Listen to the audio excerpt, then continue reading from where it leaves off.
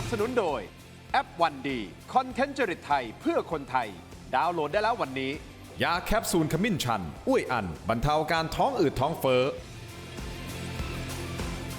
ทีนี้มาราคาน้ำมันแพงขึ้นเราก็ต้องซื้อไม่งั้นเราก็ต้อง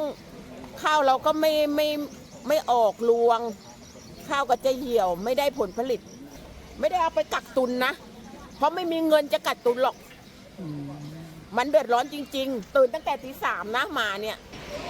ถ้าไม่เอาก็อดตายฝากถึงไว้ค่ะท่านนายกรวยจนล้นเหลือเลยค่ะนายกหนูช่วยหน่อยชาวบ้านเดือดร้อนชาวนาจะตายกันหมดสวัสดีครับตอนรับทุกท่านเข้าสู่รายการถกไม่เถียงครับคุณผู้ชมครับภาพเมื่อสักครู่นี้นะครับเป็นคลิปของคุณป้าเป็นชาวนาจากจังหวัดกำแพงเพชรครับตื่นตี 3เพื่อที่จะไปต่อคิวรอเติมน้ำมันนะฮะแล้วก็สิ่งที่คุณป้าท่านนี้พูดก็คงสะท้อนความรู้สึกของประชาชนโดยเฉพาะชาวนาชาวเกษตรกรได้เป็นอย่างดีนะครับกับสถานการณ์ปัจจุบันคุณผู้ชมครับวันนี้รายการถกไม่เถียงพลาดไม่ได้จริงๆครับเราจะมาหาคำตอบว่าสุดท้ายสุดน้ำมันไปไหนทำไมราคาขึ้นพรวดขนาดนี้แล้วมันมีกลไกอย่างอื่นหรือเปล่าที่เราสามารถที่จะช่วยเหลือประชาชนณตอนนี้ได้ที่รัฐบาลควรจะทำเอาละรัฐบาลประกาศนะครับว่าจะช่วยเหลือ5กลุ่มก่อนซึ่งความช่วยเหลือ5กลุ่มนะฮะมันไม่เกิดขึ้นทันทีครับคุณผู้ชมคำถามคือว่ารออะไรอยู่นี่คือคำถามนะครับแล้วความหิวของประชาชนล่ะครับปากท้องของประชาชนน่ะรอได้หรือไม่น้ำมันไปไหนหายไปไหนเข้ากระเป๋าใครหรือไม่วันนี้ถกไม่เถียงครับขอต้อนรับท่านแรกก่อนนะครับท่านเป็นนักวิชาการอิสระครับอาจารย์ศิโรจน์ ข้ามไพบูลย์ครับสวัสดีครับอาจารย์สวัสดีครับส่วนซ้ายมือของผมครับคุณผู้ชมครับอดีตสส5 สมัยพรรคประชาธิปัตย์นะครับคุณสิริโชคโสภาครับสวัสดีครับสวัสดีครับ ครับและอดีตสสพรรคประชาชนนะครับและนักวิเคราะห์การเมืองอิสระนะครับคุณชุติพงศ์พิภพพินโยหรือคุณท็อปครับสวัสดีครับขอบคุณทั้ง3ท่านที่ให้เกียรติรายการถกไม่เถียงครับสงกรานต์นี้คุณผู้ชมเราจะมีน้ำมันเติมกลับบ้านหรือเปล่าพ่อแม่พี่น้องก็คงมีคำถามนี้อยู่ในใจพอราคามันขึ้นมาขนาดนี้6 บาทขึ้นพรวดปุ้มทันทีอ้าวตกใจปกติเวลาเขาขึ้นน้ำมันกันนะฮะคุณผู้ชมครับอย่างที่เราคุ้นชินนะอาจารย์ศิโรจน์สิริโชคคุณท็อปก็จะประกาศล่วงหน้าก่อนใช่ไหมเราก็จะได้เห็นว่าเป็นอินโฟกราฟิกมาก่อนบอกโอเคพรุ่งนี้ราคาขึ้นนะเราจะมาประมาณช่วงเย็นๆน่ะของทุกๆวัน6 โมงอ่ะเราจะรู้แล้วตี 5ใช่ไหมขึ้นแน่นอนแต่ครั้งนี้2 ทุ่มกว่า3 ทุ่มกว่า4 ทุ่มกว่า4 ทุ่มครึ่งประกาศปึ้มขึ้นราคาแล้วขึ้นทีเดียว6 บาทนี่คือการประกาศด่วนนะฮะจากกบน.กลางดึกเลยนะครับเมื่อคืนนี้ปรับขึ้นราคาทุกชนิดนะครับลิตรละ6 บาทแต่ถ้าเป็นพรีเมียมแล้วก็ลิตรละ8 บาทเลยนะครับมีผลก็คือตี 5แล้วนี่คือภาพฮะคือเกิดความโกลาหลตั้งแต่เมื่อคืนแล้วนะฮะเพราะบางคนก็รู้ข่าวก็ไปต่อแถวเนี่ยยาวแบบนี้เลยคิวยาวคุณผู้ชมครับนี่เป็นภาพที่ทุกสื่อตอนนี้รายงานกันเต็มที่เลยฟีดโซเชียลออนไลน์เต็มไปหมดเลยนะฮะคุณผู้ชมครับคืออย่างนี้ต่อให้ขึ้นราคา6 บาทต่อลิตรแล้วนะครับในพูดถึงดีเซลนะก็ยังมีการชดเชยอยู่นะจากกองทุนประมาณ19 บาทกว่าต่อลิตรนะครับนั่นหมายความว่าการสนับสนุนจากกองทุนมันมีขีดจำกัดถูกต้องไหมฮะมันคงสนับสนุนนี้ไปเรื่อยๆไม่ได้นั่นหมายความว่าเราจะเห็นน้ำมันดีเซลลิตรละ50 บาทหรือเปล่าลิตรละ50 กว่าบาทหรือลิตรละ60 บาทเป็นไปได้หรือไม่คำถามคือการประกาศของกบน.เมื่อวานนี้ตอน4 ทุ่มครึ่งทำไมเขาถึงเลือกประกาศในช่วงเวลานี้ทั้ง3ท่านที่นั่งอยู่ในการนะครับมุมมองส่วนตัววิเคราะห์ได้เลยนะฮะอาจารย์ศิโรจน์ก่อนไหมครับก็ผมว่าเมื่อวานเขาประกาศ4 ทุ่มครึ่งเนี่ยแน่นอนว่าเป็นการประกาศที่สำหรับผมนะครับเป็นการประกาศด้วยเหตุผลทางการเมืองนะครับเพราะว่าการเมืองเลยเหรอก็คุณประกาศหลังจากสภาไม่มีการประชุมแล้วครับแล้วคุณก็รู้แล้ววันพฤหัสเนี่ยซึ่งปกติจะต้องมีการประชุมสภาเนี่ยนะครับประธานสภาซึ่งเป็นคนของพรรครัฐบาลเนี่ยนะครับก็ไม่ยอมมีการประชุมสภากันต่อเพราะฉะนั้นสำหรับผมแล้วเนี่ยนะครับการประกาศในเวลาที่มันเป็นยามวิกาลนี้นะครับเป็นเรื่องซึ่งเกิดด้วยแรงกดดันทางการเมืองนั่นก็คือพยายามจะไม่ให้มีเสียงวิพากษ์วิจารณ์นะครับแล้วก็ซึ่งมันแปลว่าอะไรครับคุณทินแปลว่าคนที่ประกาศรู้ว่าประชาชนจะวิจารณ์หนักเขาถึงต้องพยายามสกัดการวิพากษ์วิจารณ์คือวันนี้ทุกคนรู้อยู่แล้วครับอาจารย์มันย้อนแย้งนะครับสกัดกั้นการวิพากษ์วิจารณ์โดยการประกาศประมาณ4 ทุ่มครึ่งนี่แหละฮะแต่ยังไงตอนเช้ามันก็หนักโดนวิจารณ์หนักกว่าอีกนะแต่ว่ามันจะโดนหนักแค่ในโซเชียลไงมันก็จะเป็นนอยส์ที่บนแต่คุณจะไม่มีภาพของสภาสมมติวันนี้สภาเปิดนะ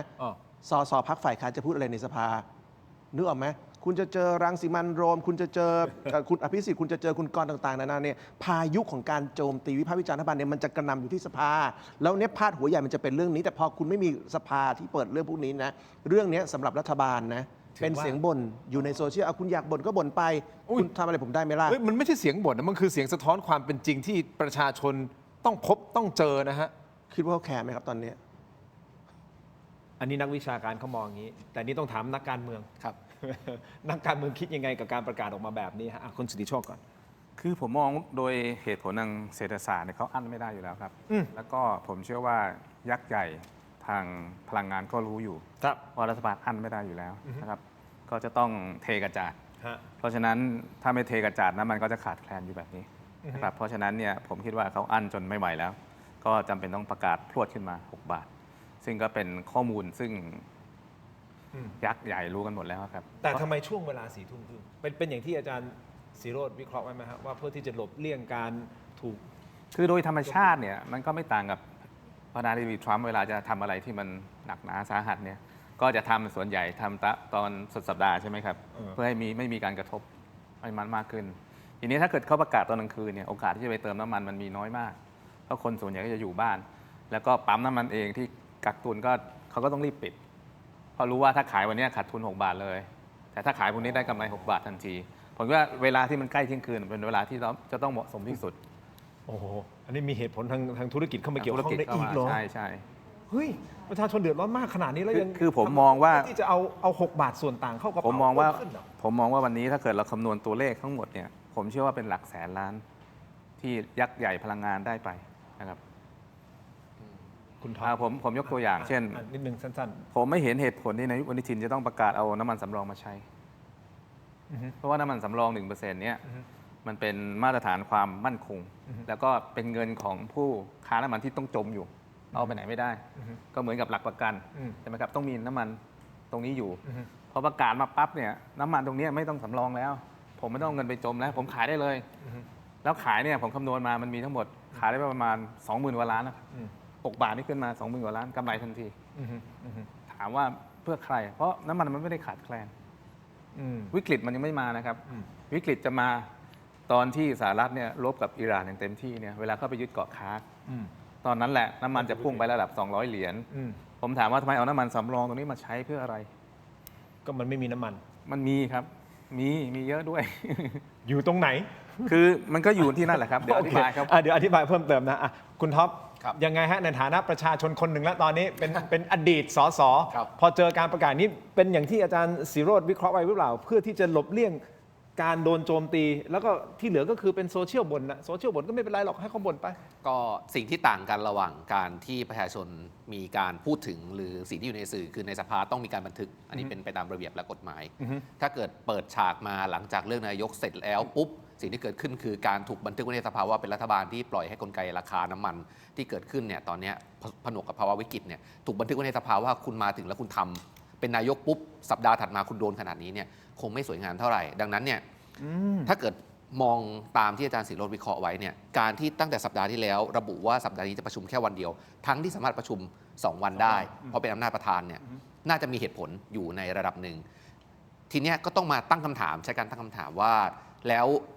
ระหว่างประธานสภากับนายกซึ่งอยู่พรรคเดียวกันเนี่ยรู้กันไหมว่าสัปดาห์นี้ภายในคืนวันพุธเราเอาแค่นี้แหละอย่าให้มีวันพฤหัสเพราะทั้งนั้นจะถูกบันทึกว่าคุณโดนฝ่ายค้านสับเรื่องน้ำมัน 2 วันติดกันราวกับอภิปรายไม่ไว้วางใจทั้งที่ยังไม่ได้ตั้งครม.หรือเปล่าและเป็นนายกโดนอยู่คนเดียว อย่างที่2เสริมให้อีกนิดนึงเมื่อวานเนี่ยไม่มีการห้ามนะครับคือฝ่ายค้านเนี่ยมีการพยายามจะลุกขึ้นบอกว่าให้ทางว่าที่ครม.และนายกเนี่ย ครับ ลุกขึ้นตอบว่าทำอะไรไปแล้วบ้าง เพื่อแก้ปัญหาให้กับพี่น้องประชาชนในเรื่องวิกฤตน้ำมัน ได้เรียกโรงกลั่นมาคุยหรือยังจ็อบเบอร์เป็นยังไง GPS น้ำมันที่ติดตามน่ะเป็นอย่างไร ครับ ผลเป็นอย่างไรเอาข้อมูลมาตบหน้าฝ่ายค้านเนี่ยพิปรายเลยว่าทำอะไรไปบ้างแล้ว อืม ไม่ได้เกรงใจโรงกลั่นน้ำมันไม่ได้เกรงใจในทุนเลย คุณลุกขึ้นตอบเลย แต่นายกอ่ะนั่งอยู่ในฝากสสครับไม่ยอมไปนั่งอยู่ในฝากบริหาร ไม่ยอมไปนั่งบนบัลลังก์เพื่อตอบคำถามเหล่านี้ ซึ่งไม่ได้ถูกห้ามตอบนะครับในระเบียบสภาลุกขึ้นตอบได้ลุกขึ้นอธิบายได้ เมื่อคุณถูกชี้แจงเมื่อคุณถูกพาดพิงแล้วถ้าเกิดคุณจะเอาคุณพิพัฒน์มาตอบ อืม ก็ได้นะครับ ผมว่าไม่น่าจะมีฝ่ายค้านคนไหนห้าม อย่างน้อยจะได้ให้ความมั่นใจกับประชาชน ทีเนี้ยสิ่งที่เกิดขึ้นคือพอมีการอภิปรายกันไปเรื่อยๆโดยสสนายกก็นั่งอยู่ตรงนั้น แต่ไม่พูดอะไรฝ่ายรัฐบาลก็ลุกขึ้นมาพูดเพื่อไทยก็ลุกขึ้นมาพูด ฝ่ายค้านก็พูดเสร็จปุ๊บไม่มีคำตอบอะไรทั้งสิ้นอภิปรายปิดญัตติเสร็จปิดประชุมปุ๊บราคาน้ำมันขึ้นเลยมันแปลกๆไหมอันนี้ผมชวนดู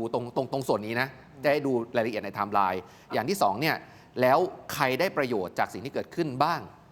คำถามคือประชาชนได้ประโยชน์ไหมจากการประกาศขึ้น และประชาชนเสียประโยชน์ยังไงและเรามีรัฐบาลที่พร้อมจะใช้มาตรการของรัฐที่แม้จะไม่มีอำนาจเต็มนะครับเขาสามารถเรียกเอาโรงกลั่นและอะไรต่างๆมาบอกว่าน้ำมันสำรองที่นายกเป็นคนประกาศเองว่ามีเพียงพอ100 วันนายกเป็นคนพูดนะครับเพียงพอเนี่ยเป็นสถานะน้ำมันสำรองเท่าไหร่สถานะน้ำมันกลั่นแล้วพร้อมส่งเท่าไหร่และจะทำให้เราสามารถตรึงราคาผ่านกองทุนน้ำมันที่เหลือเท่านี้แล้วก็ผ่านการอุดหนุนและการลดการชดเชยหรือเพิ่มการชดเชยเนี่ยทำให้น้ำมันจะขึ้นในอัตราส่วนสัปดาห์ละกี่บาทเพื่อให้มันมีความแบบไม่กระชากอย่างที่นายกว่าเนี่ยนี่คือสิ่งที่รัฐบาลควรทำให้ได้เพื่อให้ประชาชนวางแผนรับมือถูกร่วมกับรัฐบาลแต่สิ่งที่เกิดขึ้นคือ1ตั้งแต่ตอนที่เริ่มเกิดวิกฤตและยังมีน้ำมันสำรองน้ำมันเริ่มทยอยขาดเริ่มมีปัญหาทั้งที่เรามีน้ำมันอยู่นะฮะแล้วก็มีการขึ้นราคาน้ำมันอย่างทีละเล็กน้อยแล้วอยู่ดีๆก็ขึ้นล็อตใหญ่ สิ่งที่เราต้องถามคือรัฐบาลเนี่ยได้ทำอะไรไปแล้วบ้างเพื่อรักษาประโยชน์ของประชาชนแต่เท่าที่ผมเห็นเนี่ยครม.เหมือนตอบยังไม่เป็นรัฐบาลเต็มรูปแบบหรือเปล่าอาจารย์ศิโรจน์ยังไม่เป็นรัฐบาลเต็มรูปแบบแต่เรามีรัฐมนตรีท่านหนึ่งที่ดูแลสบกคอยแก้ต่างให้ลงกลั่นอยู่เรื่อยๆนะผมว่าตรงส่วนนี้เขารักษาผลประโยชน์ได้ดีมากแต่ไม่ใช่ผลประโยชน์ประชาชนเท่าไหร่อาจารย์ศิโรจน์เสริมนิดนึงผมจะอธิบายนะว่าเขามีการอธิบายว่าทำไมต้องประกาศตอน4 ทุ่มกว่าผมคิดอย่างนี้ผมคิดว่าณเวลานั้นมันมี 3 คำถามที่ประชาชนกังวลนะครับตั้งแต่เริ่มเกิดปัญหาน้ำมันนะครับตั้งแต่การที่มีการปิดช่องแคบนะครับข้อที่ 1 คือประเทศไทยมีน้ำมันพอไหมซึ่งสิ่งที่คนไทยเจอคือหน้าปั๊มไม่มีน้ำมัน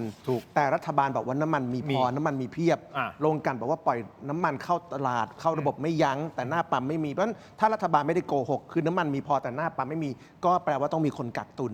นี่คือสิ่งที่คนไทยเชื่อแล้ววันนี้ผมคิดว่าคนไทยทั้งประเทศเชื่อว่าคนกักตุนนะครับคือโรงกลั่นนี่คือจำเลยต้องยอมรับก่อนเพราะว่าที่ผ่านมานะครับเวลารัฐบาลอธิบายว่าน้ำมันไปไหนถ้าไม่ใช่โรงกลั่นเนี่ยบอกว่าประชาชนเอาไปซึ่งพวกเราที่เป็นประชาชนเราอยู่แล้วประชาชนไม่มีศักยภาพจะกักตุนน้ำมันนอกจากไม่มีศักยภาพตังค์ก็ไม่มีนะครับแต่ถ้าเป็นโรงกลั่นเนี่ยเขามีอุปกรณ์มีเครื่องไม้เครื่องมือหมดอันที่2นะครับวันนี้ความกังวลของสังคมเขาสงสัยกันถึงขั้นระแวงว่าโรงกลั่นกับบางคนในรัฐบาลเนี่ยรู้กันหรือเปล่าเช่นนะครับการที่รัฐบาลบอกว่าจะอั้นการอุดหนุนราคาน้ำมันเป็นระยะเวลา15 วันการประกาศว่าจะอุดหนุนกี่วันไม่ใช่ปัญหาด้วยตัวมันเองนะครับคือยังไงรัฐบาลอุ้มราคาน้ำมันอย่างเดิมไม่ไหวอยู่แล้วแต่ว่าการประกาศว่าจะอุดหนุนแค่15 วันแล้วจะปล่อยเนี่ยทุกคนก็รู้ว่าใครที่สต็อกน้ำมันไว้ได้รอ15 วันก็สบายรวยทันทีเพราะฉะนั้นคำถามใหญ่คือทำไมคุณต้องประกาศว่าคุณจะอุดหนุนแค่15 วันใช่ไหมเรื่องนี้ไม่จำเป็นต้องมีการประกาศเลยเพราะฉะนั้น1 คนเชื่อว่าน้ำมันถูกสต็อกโดยโรงกลั่น2 มีความสงสัยว่าทำไมจะต้องประกาศว่าครบ15 วันราคาน้ำมันลอยตัว3นะครับพอเอา1 กับ 2รวมกันแปลว่าถ้าคุณปล่อยราคาน้ำมันลอยตัวคนที่กักตุนน้ำมันได้เงินฟรีๆนะครับมูลค่ามากมายมหาศาลและ4ที่สำคัญที่สุดเลยนะครับรอบนี้ไม่มีการตรวจสต็อกน้ำมันเก่าที่มีในโรงกลั่นวันนี้คนไทยจ่ายน้ำมันแพงโดยเป็นน้ำมันเก่าและเราถูกหลอกว่านี่เป็นผลของสงครามน้ำมันที่อยู่ในระบบตลาดประเทศนี้ในเวลานี้ไม่ว่าเป็นที่โรงงานที่โรงกลั่นที่หน้าปั๊มเป็นน้ำมันเก่าเป็นน้ำมันที่มีใช่ราคาเก่าเป็นน้ำมันที่มีก่อนอิหร่านกับสหรัฐยิงกันแต่ขายคนไทยในราคาที่สหรัฐอิหร่านยิงกันแล้วรัฐบาลไม่มีการตรวจสอบสต็อกน้ำมันเรื่องนี้สมัยประเทศไทยเคยมีวิกฤตน้ำมันในอดีตนะครับเขาตรวจสอบสต็อกน้ำมัน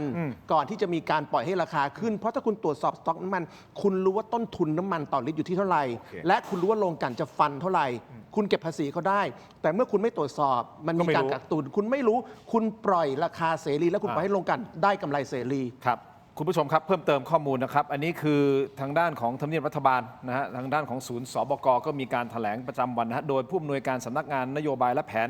สำนักงานกองทุนน้ำมันเชื้อเพลิงนะฮะคุณพรชัยจิรกุลไพศาลกับคำถามว่าทำไมถึงประกาศตอน4 ทุ่มมีคำตอบ2 ข้อง่ายๆท่านบอกว่ารอราคาปิดตลาดโลกคุณพรชัยบอกนะฮะว่าต้องรอให้ตลาด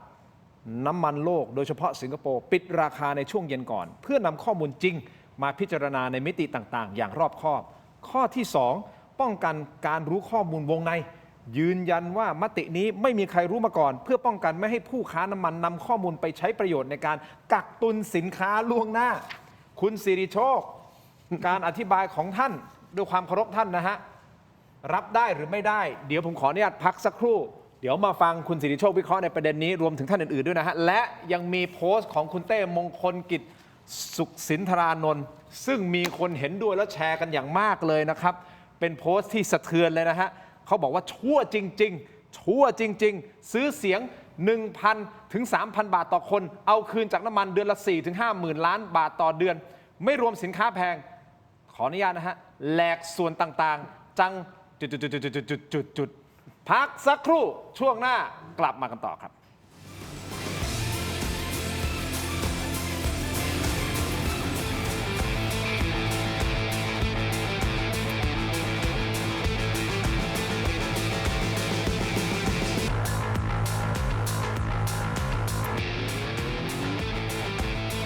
กลับมาต่อนะครับผมมาถึงช่วงนี้นะครับยังอยู่กับคุณท็อปนะฮะคุณสิริโชคและแน่นอนอาจารย์ศิโรจน์นะครับกับคำถามที่เราถามไปว่าทำไมถึงประกาศตอน4 ทุ่ม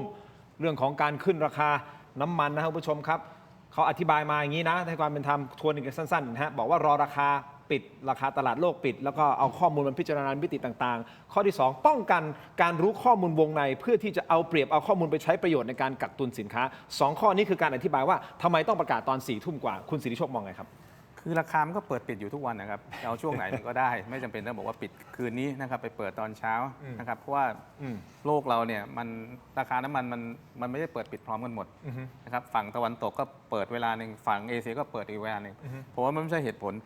แล้วก็เรื่องของการกักตุนน้ำมันกักตุนมาก่อนหน้านี้แล้วครับสาเหตุที่มันกักตุนก็เพราะว่าเขารู้อยู่แล้วว่ารัฐบาลเนี่ยจะอั้นไม่ไหวรัฐบาลต้องเทกระจาดอย่างที่ผมบอกแล้วเหตุผลที่เขาต้องประกาศเพราะว่าถ้าไม่ประกาศเนี่ยน้ำมันก็มีไม่พอตราบใดยังเป็น2 ราคาอยู่นะครับต้องเข้าใจว่าในส่วนโรงกลั่นเนี่ยนะครับจะมีอยู่6 โรงแล้วส่วนใหญ่เนี่ยก็จะเป็นผู้ค้ามาตรา 7 ด้วยนะครับแล้วก็จะมีโครงข่ายที่เป็นเครือข่ายถังน้ำมันเนี่ย เยอะเลย 80% ก็คืออยู่ในโรงกลั่นหมดทีนี้ผมยกตัวอย่างให้เห็นว่าน้ำมันที่เราขายเนี่ยทุกวันเนี่ยครับผู้ค้าตามมาตรา 7 เป็นผู้ขายนะครับขายให้กับปั๊มผู้ค้ามาตรา 7 นี่ไปรับน้ำมันจากโรงกลั่นผู้ค้ามาตรา 7 3 เจ้านะครับที่ครองตลาดอยู่ 80% ก็มีปตทโดย OR นะครับแล้วก็มี PTG ก็คือของญาติคุณพิพัฒน์นะครับแล้วก็บางจาก3 เจ้าเนี่ย80%เพราะฉะนั้นถ้าจะกักกันเนี่ยน้ำมันเนี่ยก็ต้องมาจาก3 เจ้านี้เพราะว่าผู้ค้าตามมาตรา 7 เนี่ยเป็นผู้ที่จะไปของกองทุนชดเชยน้ำมันมานะครับ เขาได้กองทุนชดเชยตรงนี้ได้ เพราะฉะนั้นสมมุติว่าผมเป็นผู้ค้าตามมาตรา 7 เนี่ยผมก็เห็นแล้วว่า1เนี่ยถ้าผมไปขอชดเชยเนี่ยผมได้33 บาทแต่อีกส่วนที่เหลือ20 กว่าบาทนี้ผมยังไม่ได้นะเพราะว่ารัฐบาลแปะโป้งไว้อยู่ทำให้ระบบเงินผมขาดแคลนทันทีเพราะฉะนั้นผมก็ไม่อยากจะขายอยู่แล้วนั่นข้อที่1นะครับข้อที่2เนี่ยผมก็เอาน้ำมันเนี่ยผมก็ดูอยู่แล้วว่าถ้าผมกักเอาไว้เนี่ยไว้ในคลังผมเนี่ยแล้วถ้าเกิดผมก็ดูกองทุนน้ำมันยังไงมันก็ไปไม่รอดนะครับเพราะว่ามันไม่ได้แบกเฉพาะตรงนี้นะครับมันแบกแก๊สด้วย LPG มหาศาลเลยผมก็มองอยู่แล้วกองทุนนี้ต้องไปแน่เพราะฉะนั้นผมต้องกักน้ำมันเอาไว้แล้วก็รอให้เขา ให้นานที่สุด ใช่มันถึงเห็นปัญหามันเกิดขึ้นมานะครับเพราะฉะนั้นมันไม่ต้องบอกว่าใครกักเพราะว่าเราเห็นอยู่แล้วว่า3 เจ้าเนี่ยเอาไปแล้ว 80% คณิตศาสตร์ มันบอกอยู่แล้ว ซึ่งก็สงสัยเหมือนกันว่าท่านให้เหตุผลว่าจะต้องประกาศในช่วง4 ทุ่มกว่าเพราะ1 และ 2 ถูกต้องไหมฮะแต่ความเป็นจริงแล้วทำไมแต่ก่อนประกาศได้ตอน6 โมงกว่าใช่ไหมฮะมันก็เกิดคำถามจากประชาชนนะครับ คือราคามันไม่ได้เหมือนตลาดหลักทรัพย์ไทยมันปิด5 โมงเย็นใช่ไหมครับ3 โมงครึ่ง4 โมงครึ่งใช่ไหมครับคือตลาดนั้นมันเปิดทุกที่ครับมันสามารถอ้างอิงได้หมดเพียงแต่ว่าเขาอ้างอิงสิงคโปร์แค่นั้นเอง โอเค ตลาดน้ำมันสิงคโปร์เนี่ยครับที่ปิดเนี่ยนะเรื่องคือเอาอย่างนี้คือผมเบื่อประเด็นนี้อย่างนึงนะคือเวลานักการเมืองหรือข้าราชการจะโกหกประชาชนเนี่ยนะเขาโกหกเหมือนเราไม่ได้กินข้าวนะคุณทินอย่างเช่นบอกว่าจะต้องปิดประกาศ4 ทุ่มครึ่ง เพราะราคาตลาดน้ำมันรอดูตลาดน้ำมันสิงคโปร์ แล้วเอาข้อมูลมาพิจารณามาคิดในส่วนต่างๆมิติต่างๆ ตลาดน้ำมัน คือตามที่ท่านอ เนี่ ธิ ย บายนะ ปิดตรงกับเวลาไทยเนี่ยนะทุกวันประมาณ1 ทุ่มมันปิด1 ทุ่มแต่คุณประกาศ4 ทุ่มครึ่ง อ้าว มาคิด กลุ่ม ก่อน เขาก็ต้องเอาข้อมูลแล้วก็มาคำนวณ ข้อมูล คิดสาม ข้อมูลในการคำนวณมันยากไหมอะ ข้อมูลในการคำนวณในการเทียบราคาน้ำมันสิงคโปร์ต่อให้คุณอ้างว่าประกาศ4 ทุ่มครึ่งเพื่อรอตลาดสิงคโปร์เนี่ยนะตลาดสิงคโปร์ปิดตรงกับเวลาในประเทศไทย1 ทุ่ม โอเค คำถามคือไอ้3 ชั่วโมงครึ่งเนี่ย ฮะ มันคืออะไร จริงๆผมว่ารอสภาปิดแค่นั้นแหละเพอถ้าเกิดมันขึ้นตอนสภายัง อัน เปิ นี้ ดอ จบ ยู่โดนด่า สรุปเลยใช่ไหม คือ รอสภาปิดจ ร บ อสภาปิดคือ โอเค อย่างนี้การที่จะบอกว่าทำไมต้องรอ4 ทุ่มเนี่ยเขาจะพูดอะไรก็ได้ แต่ผม ใช่ ถามตรงๆเลย เออ ตรงๆไม่ต้องคิดอะไรมาก เออ มีใครไม่รู้ว่าน้ำมันจะราคาขึ้นไม่มีหรอกครับเขารอแค่ว่าจะปล่อยตอนมันขึ้นกี่บาท ที่จะทำให้ได้ราคาที่เป็นกำไรสูงสุด ระหว่างคนที่กักตุนน้ำมัน ไปยังประชาชนที่จะเสียผลประโยชน์และรัฐบาลทำอะไรกับเรื่องนี้เพราะมันอยู่แค่นี้ครับจะขึ้นกี่โมงอะไรกี่โมงเนี่ยประชาชนได้ประโยชน์หรือเสียประโยชน์และมีใครได้ประโยชน์หรือเสียประโยชน์ถามรัฐบาลเรื่องนี้แหละ ผม แค่ ถาม นี้เลย ถามคุณทินว่า 3 เจ้าใหญ่ๆเนี่ย ครับ เขามีความใกล้ชิดกับรัฐบาลไหม ไม่รู้ ผมถามดิ ผมตอบแทนแล้วกันนะครับประเทศไทยเนี่ยนะครับรัฐบาลไม่ว่าจะเป็นยุคลุงตู่นะครับ ยุคไหนก็แล้วแต่ ยุคแพทองทานเนี่ยมีตัวแทนกลุ่มโรงกลั่นและตัวแทนผู้ค้าน้ำมันอยู่ในคอรมอหมด โอเค ในตำแหน่งต่างๆ มันปกติไหมล่ะ อ่ะ ธุรกิจอื่นเคยมี เอ้า ตัวแทนอยู่ในคอรมอไหม รัฐมนตรีพลังงานเนี่ย เออ เป็นใคร อืม อดีตซีโอ อดีตซีโอของปต ปตทซึ่งเป็นผู้ค้าน้ำมันรายใหญ่ อืม นะครับที่ส่งปั๊ม ครับ แล้วก็คุณพิพัฒน์รัฐมนตรีคมนาคมเป็นใคร เกี่ยวข้องกับ PTG ไหม แล้วถามว่าเขาจะรู้ข้อมูลไหมครับ เป็นคำถามที่ต้องไปถามท่าน ต้องไปถามท่านนะฮะ แต่มีคนหนึ่งเขาโพสต์มาแล้วเขาก็บอกว่า เฮ้ย อย่างนี้เนี่ย เป็นเพราะว่ามีการซื้อเสียงกันมาไง เลยจะต้องเอาช่วงจังหวะเนี่ยเรื่องของน้ำมันเนี่ยมาคืนทุน ถูกต้องไหมฮะ เพราะจ่ายไปเยอะนี่คือตามคำกล่าวอ้างในโพสต์ของเขานะครับ คนคนนั้นคือคุณเต้มงคลกิจ สุขสินธารานนท์ครับโพสต์ไว้ตอนประมาณสัก7 โมงเช้าสั้น ๆ แม่ชั่วจริง ซื้อเสียง 1,000 ถึง 3,000 บาทต่อคน เอาคืนจากน้ำมันเดือนละ 4 ถึง 50,000 ล้านบาทต่อเดือน ไม่รวมสินค้าแพง แล้วก็มีการกินส่วนต่างแบบจังจุดๆๆคุณผู้ชมไปตีความเอาได้นะครับ แล้วมันเป็นโพสต์ที่ไปสอดคล้องกับคุณรังสิมันต์โรม สสบัญชีรายชื่อของพรรคประชาชนโพสต์เอาไว้ตอนเที่ยงวันนี้นะฮะคุณผู้ชม โพสต์ว่านี่น่าจะเป็นการถอนทุนการเลือกตั้งของนายทุนพรรคการเมืองที่เร็วที่สุด โหดร้ายที่สุด เลวร้ายที่สุดในประวัติศาสตร์ปล้นประชาชนอย่างไร้สำนึกชั่วดี วิกฤตนี้สร้างขึ้นโดยเพื่อนร่วมชาติ ไอ้โมกไม่ใช่ใคร รัฐบาลนี่แหละ ถามจริง ๆ เถอะอันนี้ผมถามเองนะฮะ เอางี้ง่าย ใครถอนทุนการเลือกตั้งกับความเดือดร้อนทุกข์ยากของประชาชนหุดมันจะใจไม้ไส้ระกรรมขนาดนี้เลยเหรอฮะอันนี้ถามในมุมนี้ ๆ ก่อน เอาง่ายๆนะครับว่าทำไมเขาถึงคิดอย่างนั้นนะครับ รัฐบาลบอกว่ารัฐบาลมีน้ำมันอยู่ประมาณ100 วัน เราคิดเอาแบบต่ำๆเลย15,000 ล้านลิตรนะครับคูณ 6 บาทเท่าไหร่ครับ 90,000 กว่าล้าน เฉพาะแค่สต็อกเกนแค่นี้ก็ประมาณ 90,000 ล้านยังไม่รวมกำไรนะที่ขายไปแล้วอีกกี่หมื่นล้านอ่ะเฉพาะตรงนี้ครับก็เป็น100,000 กว่าล้านแล้วคืนไหม คุณท็อป ครับก็ เห็นด้วยกับคุณรังสิมันต์ไหม เราไล่มาอย่างนี้แล้วกัน ร่วมพรรค เราไล่มาอย่างนี้กัน ที่เรารับทราบกันและคุยกันตะกี้ว่ามีในทุนพลังงานอยู่ในทุกครมมาตลอดคำถามคือครมเนี่ยโดยเนื้อแท้ควรจะเป็นตัวแทนของประชาชนที่เลือกขึ้นไป เพื่อรักษาผลประโยชน์ของประชาชน ครับ ทีเนี้ยพอการที่มีพรรคการเมืองสักพรรคที่มีตัวแทนของกลุ่มทุนที่สามารถเอาประโยชน์จากประชาชนไม่ว่าจะเป็นไฟฟ้า พลังงานน้ำมันสิ่งที่ประชาชนต้องใช้เนี่ย ครับ เข้าไปอยู่ในนั้นเพื่อรักษาผลประโยชน์ของกลุ่มทุน ครับ เนี่ยเราควรจะทำยังไงกับเรื่องนี้ดีได้บ้าง แล้วเราตั้งคำถามกันเนาะแต่นายกเขาพูดนะว่าพรรครัฐบาลชุดนี้เขาบอกไม่มีการซื้อเสียงไม่มีเลยประชาชนเชื่อไหมอันนี้อย่างแรกเพราะถ้าเกิดประชาชนเชื่อว่ามีการซื้อเสียงคำต่อไปเราไม่ต้องพูดกันแล้ว แต่ถ้าเราเชื่อว่ามีการซื้อเสียงจริงเราก็ต้องเชื่อครับว่ามันมีการจะต้องถอนทุน แล้วถอนมาเนี่ยมันไม่ได้เข้าจากรัฐบาลเขาก็ต้องถอนไปให้คนที่ลุมกันลงทุน มาให้กับการตั้งรัฐบาลชุดนี้คำถามคือรัฐบาลชุดนี้ถูกตั้งโดยกลุ่มทุนอะไรบ้าง ตอนนี้ตั้งข้อสงสัยแล้วมีโอกาสของกลุ่มทุนพลังงาน ก็ถอนไฟฟ้ามีไหมกลุ่มทุนพลังงานไฟฟ้าที่อยู่ในรัฐบาลชุดนี้ ถ้ามีเขาจะถอนทุนเราจากอะไรต่อได้อีกบ้าง ไฟฟ้า พลังงานตอนนี้มีอะไรน้ำมันมีไฟฟ้าแก๊สธรรมชาติเดี๋ยวอาจจะมีตามมา ต่อไปก็คืออุปโภคบริโภค มีกลุ่มทุนที่ทำเครื่องอุปโภคบริโภคเตรียมจะถอนทุนไหมอันเนี้ยถ้าเกิดรัฐบาลนี้ตั้งขึ้นมาจากการซื้อเสียงและมาถอนทุนคำถามคือประชาชนเนี่ยเราจะยังไงกันดีเราต้องจำวันนี้ให้แม่นๆนะฮะว่าการถอนทุนที่เกิดขึ้นเนี่ยผมว่าเขาเอาทุกเม็ดไม่ต้องเอาแค่เรื่องพลังงานหรอกจริงๆก่อนที่จะมีวิกฤตช่องแคบน้ำมันผมเชื่อว่าอันเนี้ยพี่สิริโชคก็ลงสสเขตน่าจะเห็นเหมือนผมเกือบทุกจังหวัดที่มีสสรัฐบาลเริ่มขูดถนนแล้ว เริ่มขูดถนนขูดลอกทั้งที่มันไม่ได้พังนะแล้วไม่ตั้งป้ายโครงการด้วยว่าโครงการของอะไร แต่เป็นเครื่องจักรมาลงแล้วก็ทำถนนใหม่ โดยที่แบบใช้งบอะไรทำนะ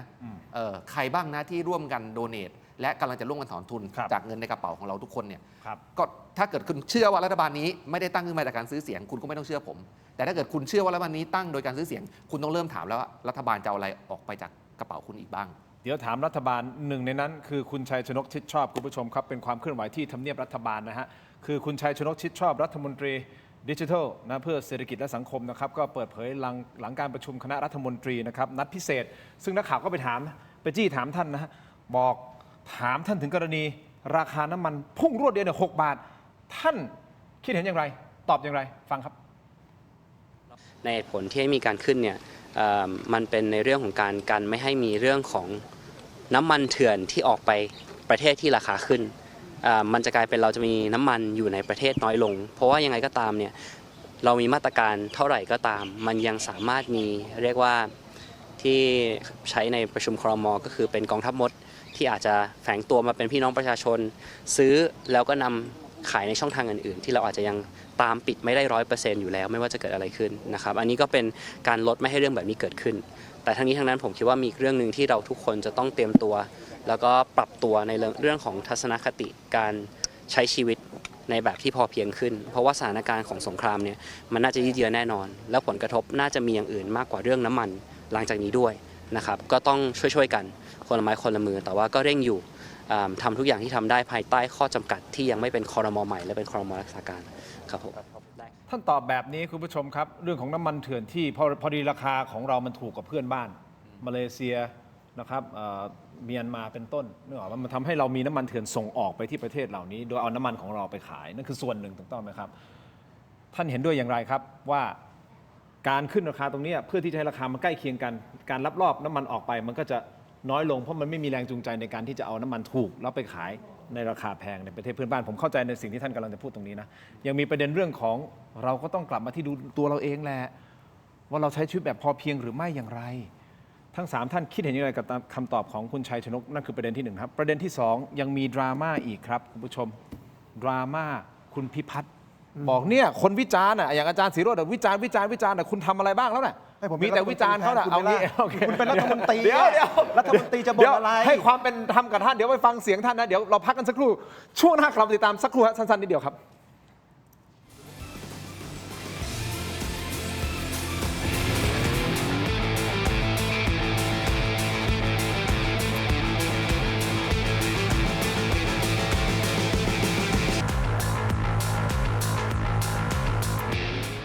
สนับสนุนโดย ยาท่าน้ำขาวห่านคู่ 49 บาท ฝาสีฟ้า มีตัวยาฟีนิลซาลิซิเลตไอเฮิร์บชูการ์ฟรี ชุ่มคอ มีสารสกัดสมุนไพร 4 ชนิด ถกกันต่อคุณผู้ชมครับ กับคุณสิริโชคนะฮะ คุณท็อป และแน่นอนอาจารย์ศิโรจน์นะครับคุณผู้ชมครับ สิ่งที่คุณชัยชนกชิดชอบตอบผู้สื่อข่าวไป ทวนสั้นๆนะฮะความหมายคือว่าโอเค การขึ้นราคาตรงนี้มันก็ช่วยป้องกันในเรื่องของน้ำมันเถื่อนที่มันจะไหลออกไปสู่ประเทศเพื่อนบ้านเพราะน้ำมันเราถูกถูกต้องไหมฮะก็จะมีการลักลอบไปขายให้กับประเทศเพื่อนบ้านในราคาที่มันแพงน้ำมันก็เลยหายไปจากระบบส่วนหนึ่งถูกต้องไหมครับแล้วก็อีกประเด็นหนึ่งคือประเด็นเรื่องของเราก็ต้องมาประเมินตนใช้ชีวิตอย่างพอเพียง ซึ่งจริงๆเราทุกคนผมเชื่อว่าเราก็ใช้ชีวิตอย่างพอเพียงอยู่แล้วนะครับบางทีมันก็ไม่พอใช้อยู่แล้วนะฮะมันไม่จำเป็นต้องถึงขนาดพอเพียงแล้วคำว่าพอเพียงจริงๆต้องเข้าใจหลักการของมันก่อนมันไม่ใช่แปลว่าคนมีตังค์แล้วจะมันต้องโอ้โหแบบใช้แค่นิดเดียวมันไม่ใช่คือแต่ประมาณตนตัวเองมีศักยภาพขนาดไหนในการใช้นั่นคือพอเพียงจริงๆหลักของมันเป็นอย่างนั้นนะครับคราวนี้ทั้ง3ท่านเห็นยังไงกับสิ่งที่คุณชัยชนกชิดชอบสื่อออกมาเพราะต้องเข้าใจว่าเป็นรัฐมนตรีด้วยสื่ออะไรออกมาประชาชนก็ต้องฟังพอฟังเสร็จปุ๊บเอ้าก็เลยเกิดคำถาม ถ้าถามผมนะผมเบื่อที่คุณชัยชนกพูดแบบนี้ เอ้า ผมเบื่อตั้งแต่ นี่คุณอคติกับรัฐบาล ผมไม่ได้อคติกับรัฐบาลแต่ผมปกป้องผลประโยชน์ประชาชน โอเค คือวันนี้ราคาน้ำมันมันขึ้นลิตรละ6 บาทนะครับแล้วก็ข้อมูลที่เป็น Open Data ที่คนเรียนหนังสือหรือคนเป็นรัฐมนตรีควรจะรู้นะครับก็คือว่าเมื่อราคาน้ำมันขึ้นไป6 บาทเนี่ยนะครับต้นทุนขนส่งจะขึ้นประมาณ 5-10% คือถ้าประชาชนที่ชื่อสีโรจน์รู้เนี่ยรัฐมนตรีต้องรู้เท่าสีโรจน์สองนะครับราคาสินค้านะครับถ้าราคาน้ำมันพุ่งไปประมาณ 6 บาทนะครับราคาสินค้าและบริการมีโอกาสจะพุ่งไป 10-12% ครับ นะครับสามเงินเฟ้อมีโอกาสจะพุ่งไป 6%นี่คือข้อมูลพื้นฐานที่คนเป็นรัฐมนตรีควรจะรู้ ดังนั้นถ้าคนเป็นรัฐมนตรีควรจะรู้ เขาจะรู้ทันทีว่าถ้าราคาสินค้ามันจะขึ้นตามราคาน้ำมัน 10-12%เงินเฟ้อจะขึ้นประมาณ 6%นะครับค่าต้นทุนขนส่งต่างๆ จะขึ้นประมาณ 5-10%เนี่ยนะครับคุณไม่มีสิทธิ์เรียกร้องให้ประชาชนประหยัดแล้วแหละเพราะประชาชนเนี่ยนะครับขอโทษเขาไม่มีอะไรจะกินแล้วนะครับสินค้าขึ้นราคา 10% แปลว่าอะไรต้นทุนขนส่งขึ้น 10% แปลว่าอะไร ขึ้นหมด มันขึ้นหมดวันนี้ถ้ารัฐมนตรีคนไหนนะครับบอกว่าให้ประชาชนประหยัดนะครับผมอยากจะจ้างคุณจริงให้คุณอยู่ได้วันละ300 บาทลูกคุณไปเดินหาข้าวกินแบบที่คุณไม่ต้องขอตังค์พ่อคุณไม่ต้องขอตังค์แม่คุณจะอยู่ได้หรือเปล่าวันนี้รัฐบาลไม่มีสิทธิ์มาพูดว่าเฮ้ยน้ำมันแพงข้าวแพงสินค้าแพงประชาชนควรจะประหยัดประชาชนในประหยัดจนมันไม่เหลืออะไรจะประหยัดแล้ว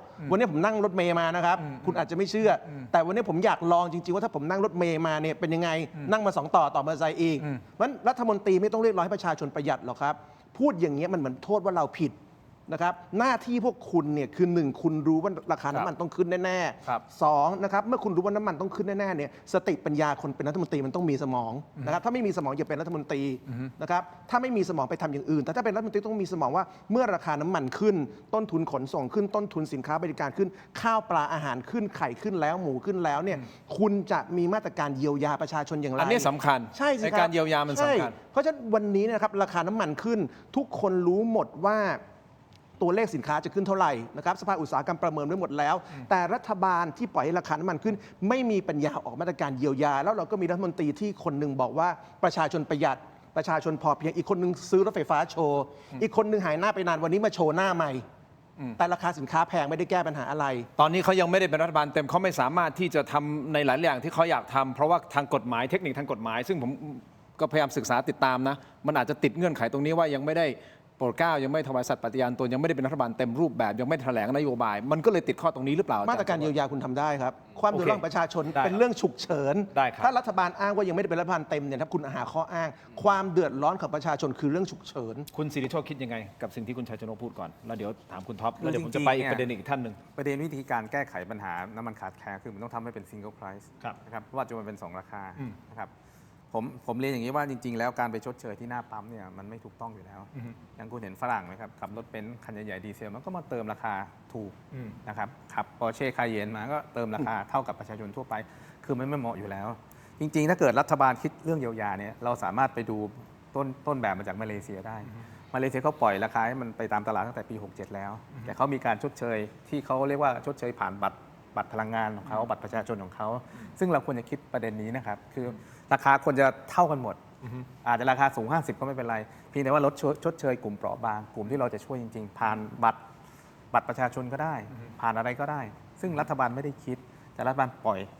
ขึ้นไปเลย หรือเขาคิดแล้วยังไม่ได้ทำกำลังรอทำอยู่รอเป็นรัฐบาลอยู่อันนี้ผมกำลังเอาสิ่งที่เขาพยายามสื่อมาไงครับว่า ยังไม่มีอำนาจเต็มยังไม่ได้เป็นเต็มรูปแบบ ผมก็ คือ ขอป่ะผม คื ไม่ อ รู้ อย่าง จะอธิบายยังไงก็อธิบาย อย่า ตาม ง ที่ เดี เขา ยว อธิบาย อย่างเดียวที่เขาทำไม่ได้ คือ แล้วก็ยักษ์พลังงานรู้ก็คือเขากู้เงินไม่ได้ กู้เงินมาโปะกองทุนไม่ได้ พอกู้เงินโปะกองทุนไม่ได้ กองทุนก็ล่อยหลอไป กองทุนก็ติดลบ ยังไงก็ต้องปล่อย ยังไงก็ต้องปล่อยนี่แหละครับยักษ์ใหญ่เขารู้กันหมด เสริมแม่คุณท็อปนิดเดียวสั้นๆเดี๋ยวผมจะไปประเด็นอีกดราม่าหนึ่ง ก็ผมคิดว่าคุณชนะเลือกตั้งไปแล้วเนาะแล้วคุณเป็นรัฐบาลและนี่เป็นรัฐบาลรักษาการของรัฐบาลคุณเองพรรคคุณเองด้วย คุณควรจะใช้อำนาจที่มีเพื่ออธิบายประชาชนว่าคุณทำอะไรไปแล้วบ้าง และคุณทำอะไรได้บ้าง คุณแม้จะมีอำนาจในการกู้เงิน หรือการใช้งบอย่างที่ว่าคุณได้เรียกในทุนพลังงานมา แล้วก็คุยและเอาผลการคุยมารายงานประชาชนให้รู้ถึงสถานการณ์ที่จะเกิดขึ้นได้ไหมสิ่งเหล่านี้ประชาชนได้ข้อมูลก็จำเป็นแล้วนะคุณทำอย่างนี้ไม่ได้เหรอหรือว่าคุณเกรงใจในทุนมากจนเกินไป คุณเลยไม่กล้าทำอันนี้คือเรื่องแรก อย่างที่สองเนี่ยก็ที่คุณชัยชนกบอกว่าให้พอเพียงเนี่ยผมเองก็ คือถ้าเกิดเราเติม 500 บาทได้แค่นั้น แล้วระยะทางไปกลับน้ำหมด500พอดี เราเติม 500 แล้วน้ำมันมันขึ้นไป6 บาท แล้วระยะทางที่เหลือแต่น้ำมันหมดลงนี่คือผมต้องเดิน ใช่ไหมครับ พอเพียงที่ว่ามันคืออะไรกลไกเราอยู่ในโลกทุนนิยมประเทศเราก็อยู่ในกลไกทุนนิยม พอเพียงที่ว่าเนี่ยคุณให้นำมาทำมาเรากับว่าไม่มีใครเถียงฉันได้แน่ถ้าฉันพูดคำนี้ จริงๆอ่ะรูปธรรมชีวิตคนน่ะเรายังไม่พอจะอยู่ใช้ชีวิตได้เลยเนี่ย หน้าที่ของคุณที่ถูกเลือกโดยประชาชน คือเอาอำนาจที่มีไปหาทางแก้ปัญหานี้ ให้ประชาชนอยู่ได้อย่างเพียงพออนี่คือสิ่งที่ประชาชนคาดหวังจากรัฐบาลที่ชนะการเลือกตั้งมา ไม่ใช่คาดหวังให้คุณมาสอนประชาชน ว่าต้องทำอย่างนั้นอย่างนี้ แล้วอีกอย่างหนึ่งนะครับ แต่คุณต้องตอบให้ดีกว่านี้นะครับคุณชัยชนก ผมได้ข่าวว่าคุณเนี่ยเป็นว่าที่แคนดิเดตนายกคนต่อไปของภูมิใจไทยนะ ยังไงคุณน่ะตอบให้มัน ข ส นาด ม นั้นเป็นเหรอ ผมได้ข่าว เดี๋ยว มา ก่อนนะท่านนายกยังโอเคท่านเป็นนายกแล้วถูกต้องไหมครับแต่ เขาไม่อยู่ในบัญชี ครมยังไม่ได้ฟอร์มยังไม่ได้ถวายสัตย์ปฏิญาณ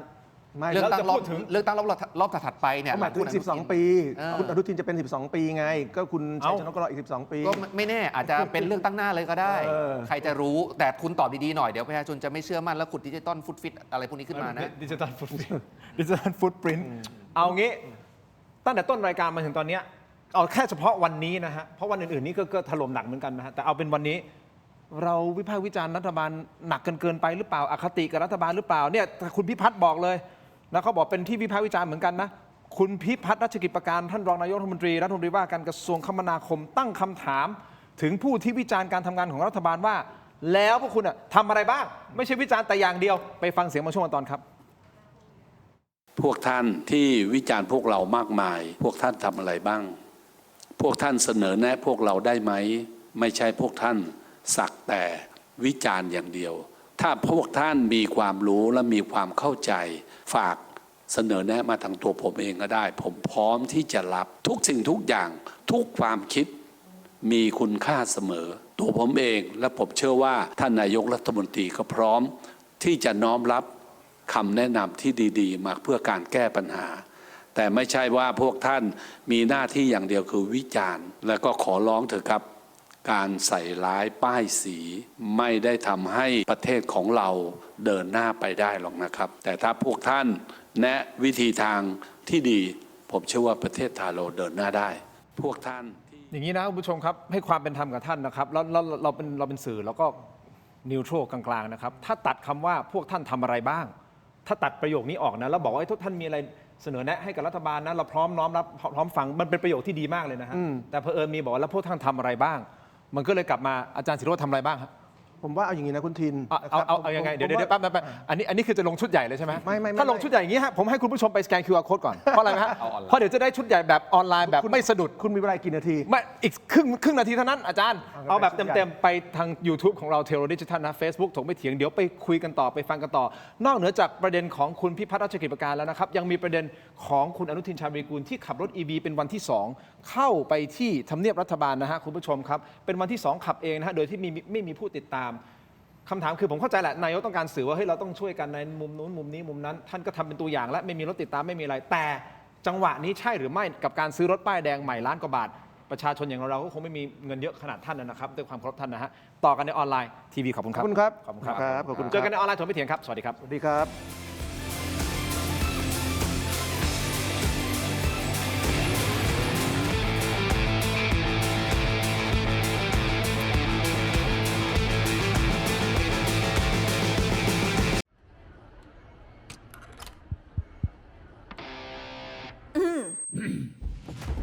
ไมบาซิน OTC รสส้มและรสมะนาว ยาอมบรรเทาอาการเจ็บคอ ช่วยระงับเชื้อในปากและลำคอ จากเกรเตอร์ฟาร์มาตรวจอ่านคำเตือนในฉลากก่อนใช้ยา I Herb You Sugar Free ชุ่มคอ มีสารสกัดสมุนไพร 4 ชนิด I Herb You Sugar Free ด้วยนะ อยากมีบ้าน นึกถึงแอปบ้านๆบายแจมมีซับให้เลือกมากกว่า 5,000 รายการ ดาวน์โหลดได้แล้ววันนี้ ทั้งระบบ iOS และ Android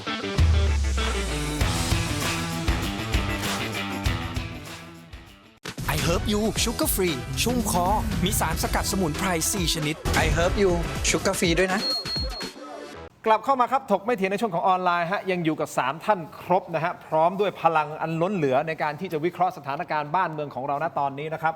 อาจารย์ศิโรจน์ คล้ามไพบูลย์นะครับคุณสิริโชคโสภาและคุณชุติพงศ์พิภพพินโยหรือว่าคุณท็อปนะฮะคุณผู้ชมครับพูดคุยกันต่อเอาละจริงๆเราไม่ได้ทำโหวตนะฮะเราไม่ได้ทำโหวตครับแต่คอมเมนต์ของคุณผู้ชมที่เข้ามานี่คือล้นหลามเหลือเกินแต่อยากจะให้ทำโหวตเราก็ทำได้นะฮะอยากจะให้ถามว่าอะไรอาจารย์เราคุยกันนิดนึงเราไหนๆเราเปิดโต๊ะถกแล้วอยากถามคุณผู้ชมประชาชนณตอนเนี้ยถามอะไรดีให้เขาโหวตกันเข้ามาตอนนี้มีคนดูอยู่ประมาณสัก 12,000 คน คิดว่ามีคนในรัฐบาลรวยจากการขึ้นราคาน้ำมันหรือไม่ อ้าวก็เป็นคำถามที่นักการเมืองเขาถามรวมเขาถาม ถูกหมายถึงทุกคนถามหมด ตรงไปไหม อันนี้น่าจะ 98.9% อ๋อมันง่ายไปใช่ไหมพี่ง่ายไป พอใจมาตรการช่วยเหลือประชาชนของรัฐบาลหรือไม่ ดี อันนี้ดีเพราะว่ามันก็ต้องเกิดสู่การหาว่าแล้วมาตรการช่วยเหลือประชาชนของรัฐบาลคืออะไร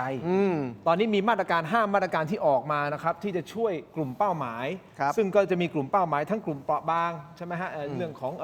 กู้ภัยอะไรพวกนี้นะฮะเดี๋ยวมันไล่รายละเอียดกันนะฮะคุณผู้ชมครับแต่คำถามคุณโบเขียนให้ผมหน่อยแล้วเดี๋ยวผมจะได้ถามคุณผู้ชมช่วยกันโหวตกันเข้ามาหน่อยนะครับคุณผู้ชมครับเอาละกลับมาที่ประเด็นที่เราพูดถึงดราม่าของคุณพิพัฒน์รัชกิจประการ ซึ่งท่านให้สัมภาษณ์ไปเมื่อวานนี้นะครับก็กลายเป็นที่วิพากษ์วิจารณ์ตอนแถลงข่าวกับผู้สื่อข่าวนะครับท่านรองนายกและรัฐมนตรีว่าการกระทรวงคมนาคมนะครับผมทวนสั้นๆ ท่านก็บอกว่านักวิจารณ์วิจารณ์แต่การทำงานของรัฐบาลอย่างเดียวแล้วพวกคุณวิจารณ์อย่างเดียวเนี่ยคุณทำอะไรบ้างล่ะไม่ใช่วิจารณ์แต่อย่างเดียวไม่ใช่สักแต่จะด่ารัฐบาลด่าแต่รัฐบาล แต่ถ้านำเสนอไอเดียข้อเสนอดีๆ ให้กับพวกเราน้อมรับน้อมฟัง ซึ่งอันเนี้ยคุณพิพัฒน์ประโยคนี้ถูกต้องแต่ไอ้คำข้างหน้าที่บอกว่า แล้วพวกคุณทำอะไรบ้างเนี่ยเริ่มต้นที่ผมก่อนไหม ได้ครับ เพราะว่าก็ถือว่าเราก็มีส่วนในการที่จะ นำเสนอ วิพากษ์วิจารณ์หรือนำเสนอถูกต้องไหมฮะ นำเสนอ ในมุมของผมครับท่านพิพัฒน์ครับเป็นสื่อครับเราทำอะไรมาบ้าง เราสะท้อนปัญหาของสังคม ให้กับผู้ที่มีอำนาจ ผู้ที่มีหน้าที่ในการดูแลรับผิดชอบชีวิตการเป็นอยู่ของประชาชนครับนั่นคือหน้าที่ของพวกเราและนั่นคือสิ่งที่พวกเราชาวถกไม่เถียงนะรวมถึงสื่อทุกๆสื่อนะครับเราทำเพื่อที่จะสะท้อนปัญหาที่แท้จริงว่าเราเจออะไรบ้าง เพื่อให้ท่านได้ทราบ เพราะว่าก็ยอมรับต้องให้ความเคารพกับท่านเหมือนกันนะครับว่าบางทีเนี่ยท่านไม่รู้ทุกเรื่องหรอกท่านก็ต้องฟังจากสื่อบ้างเพื่อที่จะรู้มันมีปัญหาตรงนี้นี่หว่ามันมีปัญหาตรงนั้นนี่หว่ามีคนเสนอแนะตรงนี้เราไม่ใช่แค่สะท้อนปัญหา เราเสนอทางออกด้วยทางออกไม่ใช่มาจากตัวผมหรือรายการ แต่มาจากผู้ที่มาร่วมรายการทุกท่านที่นั่งรายการเขาก็จะมีความคิดหลากหลาย ส่วนท่านจะเห็นด้วยไม่เห็นด้วย มันเป็นสิทธิ์ของท่านถูกผิดเราไม่ได้ยืนยันเราไม่ได้ตัดสิน แต่อย่างน้อยมีการเสนอคุณกรณ์ จติกาวนิชรัฐมนตรีกลางแห่งโลกปี 2010 ท่านก็เสนอวิธีการที่จะดูแลเรื่องของราคาน้ำมันทำยังไงใช่ไหมฮะอย่างเช่นตัดภาษีสรรพสามิตเป็นต้นนะนี่แค่ตัวอย่างนะครับแล้วยังมีท่านอื่นๆอีกอาจารย์ศรีโรจน์เคยแนะนำท่านคุณศรีโรจน์ก็แนะนำได้คุณท็อปแนะนำได้อยู่แล้ว นั่นคือหน้าที่ของเรานี่คือสิ่งที่เราทำครับถ้าท่านถามว่าเราทำอะไรบ้างมุมของสื่อครับขอบคุณมากครับท่านครับอาจารย์ศรีโรจน์ทำอะไรบ้าง เนี่ยนะครับผมเป็นคนมีหลายฐานะเป็นสื่อก็เป็นนะครับสอนหนังสือก็สอนนะครับผมเริ่มอย่างนี้ก่อนแล้วกันนะครับขออนุญาตสอนรัฐมนตรีแล้วกันนะครับคนเป็นรัฐมนตรีเนี่ยนะครับไม่ว่าจะรัฐบาลไหนก็ตามนะครับผมไม่อยากเห็นคนเป็นรัฐมนตรีที่พอคุณถูกประชาชนวิจารณ์คุณสวนว่าเฮ้ยพวกวิจารณ์ช่วยมาทำอะไรหน่อยนะครับคุณเป็นรัฐบาลคุณมีหน้าที่ทำประชาชนสื่อหรือใครก็ตามก็เดือดร้อนเขาสะท้อนความเดือดร้อนเพราะฉะนั้นผมไม่เคยเป็นนักการเมืองแต่ผมรู้ว่าถ้าผมเป็นนักการเมืองแล้วมีประชาชนเดือดร้อนผมจะไม่ย้อนประชาชนว่าไอ้พวกที่วิจารณ์คุณทำอะไรเสียงวิจารณ์ของประชาชนนั่นคือเสียงสวรรค์เสียงสวรรค์ไม่ได้หมดแค่วันเลือกตั้งนะครับเสียงสวรรค์คือเสียงบ่นต่อให้คุณจะรู้สึกว่าคนบ่นเขาไม่ทำอะไรเนี่ยหนึ่งมันคือเจ้าของประเทศนะครับสองผมบอกคุณพัฒน์อย่างนี้นะครับว่าการบอกว่าคนที่วิจารณ์ไม่เห็นเสนออะไรเนี่ยไม่จริงนะครับผมว่าทุกคนที่วิจารณ์เนี่ยเสนอเยอะแต่เสนอแล้วไม่รู้ว่าปัญหาคือรัฐบาลเกรงใจบางคนหรือรัฐมนตรีบางคนมีปัญหาเรื่องการฟังนะครับสมมุติถามผมพูดได้เยอะเลยครับผมเสนออะไรผมพูดเรื่องภาษีสรรพสามิตซึ่งหลายคนก็พูดนะครับผมเรียกร้องว่ารัฐบาลควรจะต้องมีการปล่อยน้ำมันสำรองหรือสื่อสารว่าจะปล่อยเพื่อกดดันให้กลไกตลาดเนี่ยมันหยุดแพนิคของคนผมพูดเรื่องการเจรจากับอิหร่านนะครับเพื่อให้มีการเอาคนไทยออกจากพื้นที่เสี่ยงภัยผมก็พูดและที่วันนี้ผมยังพูดอยู่ก็คือทำไมประเทศนี้ไม่มีการตรวจสอบสต็อกน้ำมันเก่าในโรงกลั่นผมพูดครับแต่คุณทำหรือเปล่า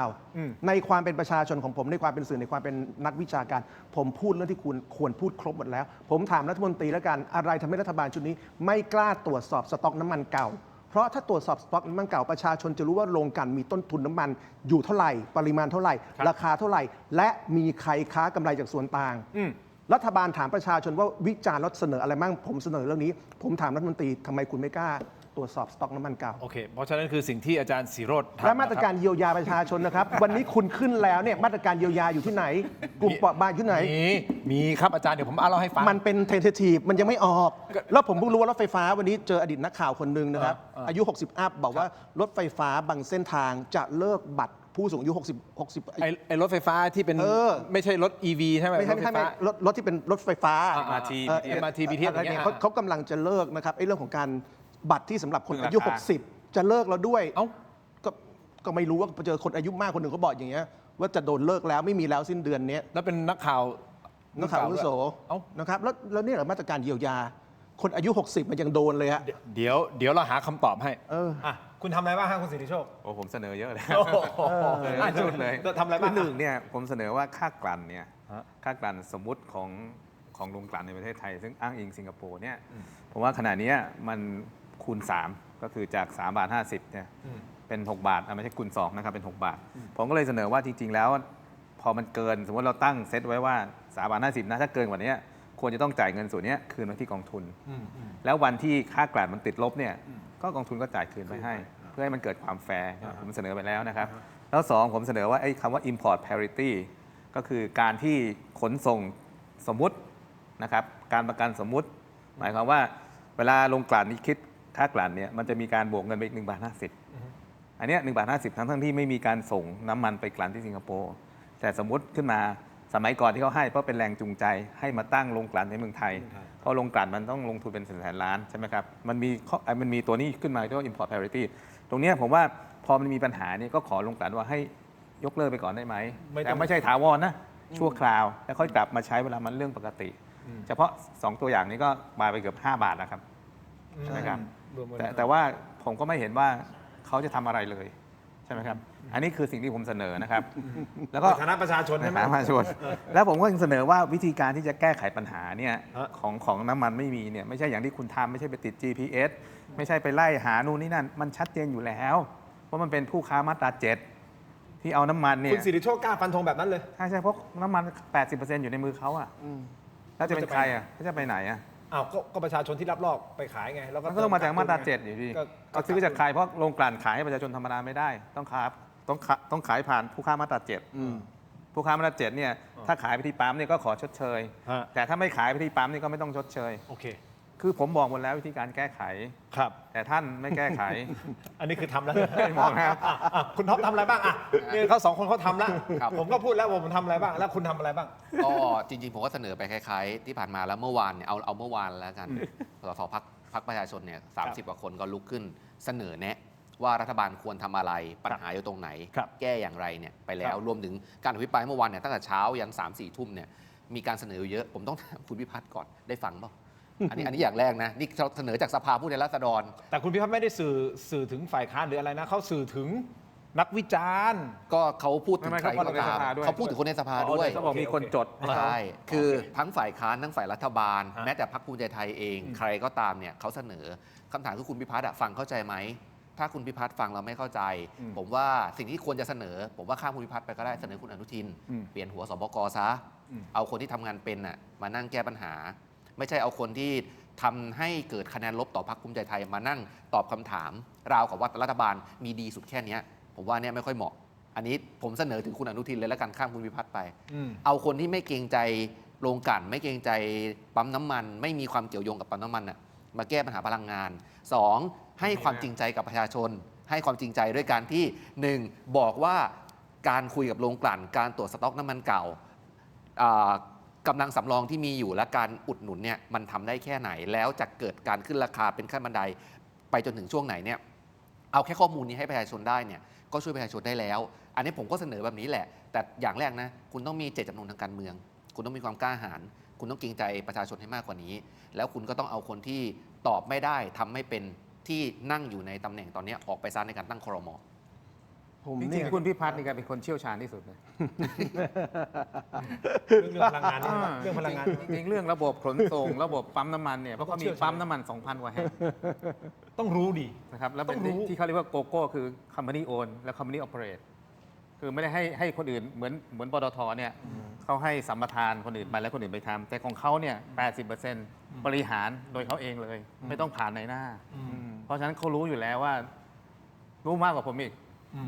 ว่าตรงไหนมันรั่วตรงไหนไม่รั่วซื้อน้ำมันจากใคร น่าจะเป็นผู้ที่รู้มากที่สุด อย่าง คนหนึ่งของประเท ที ศไท ที ย นี่ซื้อน้ำมันหลักจากไทยออยล์ อ่า ใช่ไหมโรงกลั่นไทยออยล์ อ่า เพราะฉะนั้นพอซื้อมาปั๊บเนี่ย อ่า ทีทีก็ซื้อราคาตลาดโลกมา อ่าฮะ แล้วก็มากักไว้ในคลังของเขา อ่าฮะ แล้วพอเขาจ่ายปั๊มปั๊บก็ถึงไปขอชดเชย อ่า หรือถ้าเกิดเขาจะขายไปที่อื่น หรือเขาจะกักเขาก็ทำได้ อ่า เพราะเขาเป็นคนเปิดปิดวาล์ว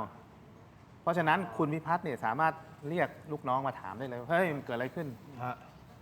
ผม อันนี้ เสริมคุณสิริโชคนิดนึ โองเค นะครับคือผมรู้สึกว่าจริง ๆ คุณสิริโชคอันนี้พูดดีคือถ้าพูดแบบให้ความเป็นธรรมคุณอนุทินเนี่ยนะคุณพิพัฒน์นี่เป็นช้อยส์ที่ดีที่สุดที่คุณอนุทินมีในมือแล้ว ดีที่สุดทำได้แค่นี้เหรอครับ ก็ลองนึกถึงคนอื่นมาแทนดีครับ คุณจะเอาชัยชนกมาไหมครับ เอ่อก็ผ คือ ม คือต้องดูในช้อยที่แกมีใช่ไหมครับในคนของภูมิใจไทยที่แกมีเนี่ยมันมีคุณพิพัฒน์คนเดียวเพราะว่าเขาทำเรื่องพลังงาน ครั มา บ กทีนี้ผมว่าปัญหาของรัฐบาลเนี้ยไม่ใช่เรื่องไม่รู้ว่าควรจะทำอะไร ประโยชน์ทับซ้อน ผมว่าเขารู้ว่าควรทำอะไร แต่เรื่อง แต่ ที่เขารู้ว่าควรทำเนี่ยเขาดันไม่ทำอย่างเรื่องตรวจสต็อกน้ำมันลงกันก่อนจะปล่อยราคา โอเค ขึ้นเนี่ยง่ายที่สุด ประเทศนี้เคยทำมาแล้วนะครับ เวลามีปัญหาเรื่องราคาน้ำมัน เราเคยเกิดวิกฤตน้ำมันมาก่อน สมัยปี 26 เราก็เกิด แต่เราตรวจสต็อกน้ำมันก่อนเพื่อไม่ให้คนมันสวมรอยเอากำไร มันไม่ใช่ไม่รู้นะ มันรู้แต่ไม่ควรทำหลายเรื่องมันเนี่ยมันเป็นเรื่องเจตจำนงทางการเมืองอย่างที่ทั้งสองท่านพูดเนี่ยผมคิดว่าสำคัญนะครับ ฟังจากอาจารย์สีโรจน์เนี่ยผมขอเติมนิดเดียวเลยนะ เชิญฮะ ถ้านี่คือตัวเลือกที่ดีที่สุด และเก่งที่สุดที่รัฐบาลอนุทินมีแสดงว่าเราต้องอยู่แบบนี้ไปอีก 4 ปีกับคนที่เก่งที่สุดแล้วได้แค่นี้ใช่ไหมฮะ ต้องถามคุณอนุทิน จริงๆเนี่ยนะ อัญเชิญคุณสิริโชค แต่ผมไม่ได้เชียร์คุณพิพัฒน์นะเข้าใจใช่ไหมคือผมบอกว่า ก็ ช้อยเขาคืออย่างเงี้ย โอเค พักเขามีอย่างเงี้ยในตะกร้าพักเขาเป็นแบบเนี้ย คุณสิริโชคนิดนึงเชิญ คือ นะ จริงๆ ผมว่าคุณพิพัฒน์มีความเชี่ยวชาญ มีความสามารถในเรื่องของพลังงานมาก เพียงแต่ว่ามุมที่เขามาใช้เนี่ยเขากำลังปกป้องผลประโยชน์ของประเทศ หรือปกป้องผลประโยชน์ของธุรกิจอย่างเนี้ยมันจะต้องดูตรงนี้ แต่ถ้าเขาเลือกที่จะปกป้องผลประโยชน์ของประเทศเนี่ยผมคิดว่าเขาเป็นบุคลากรที่ ใช่ ที่สามารถที่แก้ไขปัญหาได้เลยแต่วันนี้ต้องถามว่าวันนี้เขาสวมหมวก อะไร ใคร โอเค ใช่ นี่คือความคิดเห็นของทั้ง3ท่านนะครับ ส่วนประชาชนเขาคิดเห็นอย่างไรไปฟังหน่อยครับ นายกว่ารวยแล้วล่ะมันรวยมาจากไงมันมาจากไหนที่การว่านายกว่ารวยนะไม่รู้จะพูดอะไรเลยเนาะ คือแบบนี้ไม่เอา เลยแบบนี้ถ้ารวยๆนี่ไม่เอาแล้ว มันลำบากกันตอนเนี้ยมันไม่รวยแล้วหาเงินก็หาลำบาก เครียดอีก เออ เครียดเรื่องน้ำมันอีก เครียดเรื่องน้ำมันดีก็ยุ่งเลยรถตัดด้อยเนี่ยมันก็กินน้ำมันเยอะอย่างเงี้ยเพราะว่ามันต้องใช้พลังเยอะรถตัดอะมันยังไงล่ะ ถ้าเรารอไม่รู้ว่าจะรอยังไงน่ะ ถ้ารอน้ำมันหรือจะรอฝนผมว่าอย่างนี้ถ้าฝนลงมามันก็ทำอะไรไม่ได้แล้วอ้อยทำงานไม่ได้หยุด อย่างเคสชาวบ้านที่พูดเนี่ยนะถามว่าที่พี่คนเนี้ยพูดเนี่ยพวกนักการเมืองที่เป็นสสเขตทุกคนรู้ไหมพรรคภูมิใจไทยเนี่ยเขามีสสเขตเยอะใช่ไหมสสเขตทุกคนรู้เรื่องพวกนี้หมดแหละว่า วันเนี้ยมันเป็นช่วงที่เกษตรกรเขาต้องใช้น้ำมันนะครับ ใช่ เพื่อเตรียมหว่านเพื่อเตรียมไถ เก็บเกี่ยว เพื่อเตรียมเก็บเกี่ยว เรื่องนี้จึงไม่ใช่เป็นปัญหาเรื่องความไม่รู้ไงทุกคนรู้หมดว่าคุณปล่อยดีเซลขึ้นตอนนี้เนี่ยปี2 3 4เนี่ยมันจะมีปัญหายังไง แล้วถ้าคุณเลือกจะปล่อยให้ดีเซลขึ้น คุณต้องมีมาตรการช่วยเกษตรกรยังไง เพราะฉะนั้นปัญหาตอนนี้ไม่ใช่ไม่รู้นะ คุณน่ะรู้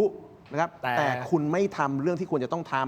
วันนี้ถ้าเป็นรัฐบาลที่ฟังประชาชนเนี่ยนะผมก็ไม่รู้ประเทศนี้มันจะมีหรือเปล่านะแต่ว่าสมมติเป็นรัฐบาลที่ฟังประชาชนเนี่ยคุณรู้ว่าคุณจะปล่อยน้ำมันขึ้นเนี่ยคุณต้องคิดมาตรการช่วยเกษตรกรออกมาพร้อมกันเลย มี นั่นน่ะคือสิ่งที่เราจะต้องทำ มีมาตรการเดี๋ยวก่อนที่จะไปเรื่องของมาตรการคุณผู้ชมครับ ผมขออนุญาตจากคุณพิพัฒน์ไปต่อที่คุณอนุทินนิดนึงฮะคุณผู้ชมครับ ก็เป็นวันที่ 2 แล้วนะครับที่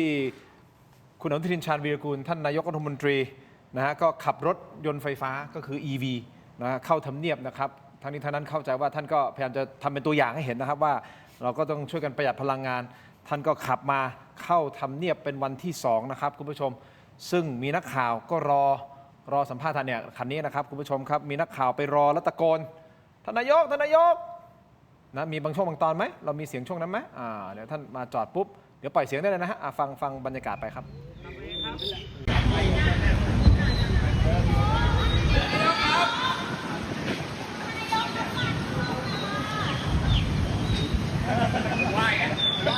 ท่านก็ไม่ได้ตอบคำถามใดๆนะฮะยกมือไหว้แล้ว จริง เดินเข้าไป เลือกรถเนี่ยก็ควรจะเลือกรถที่มัน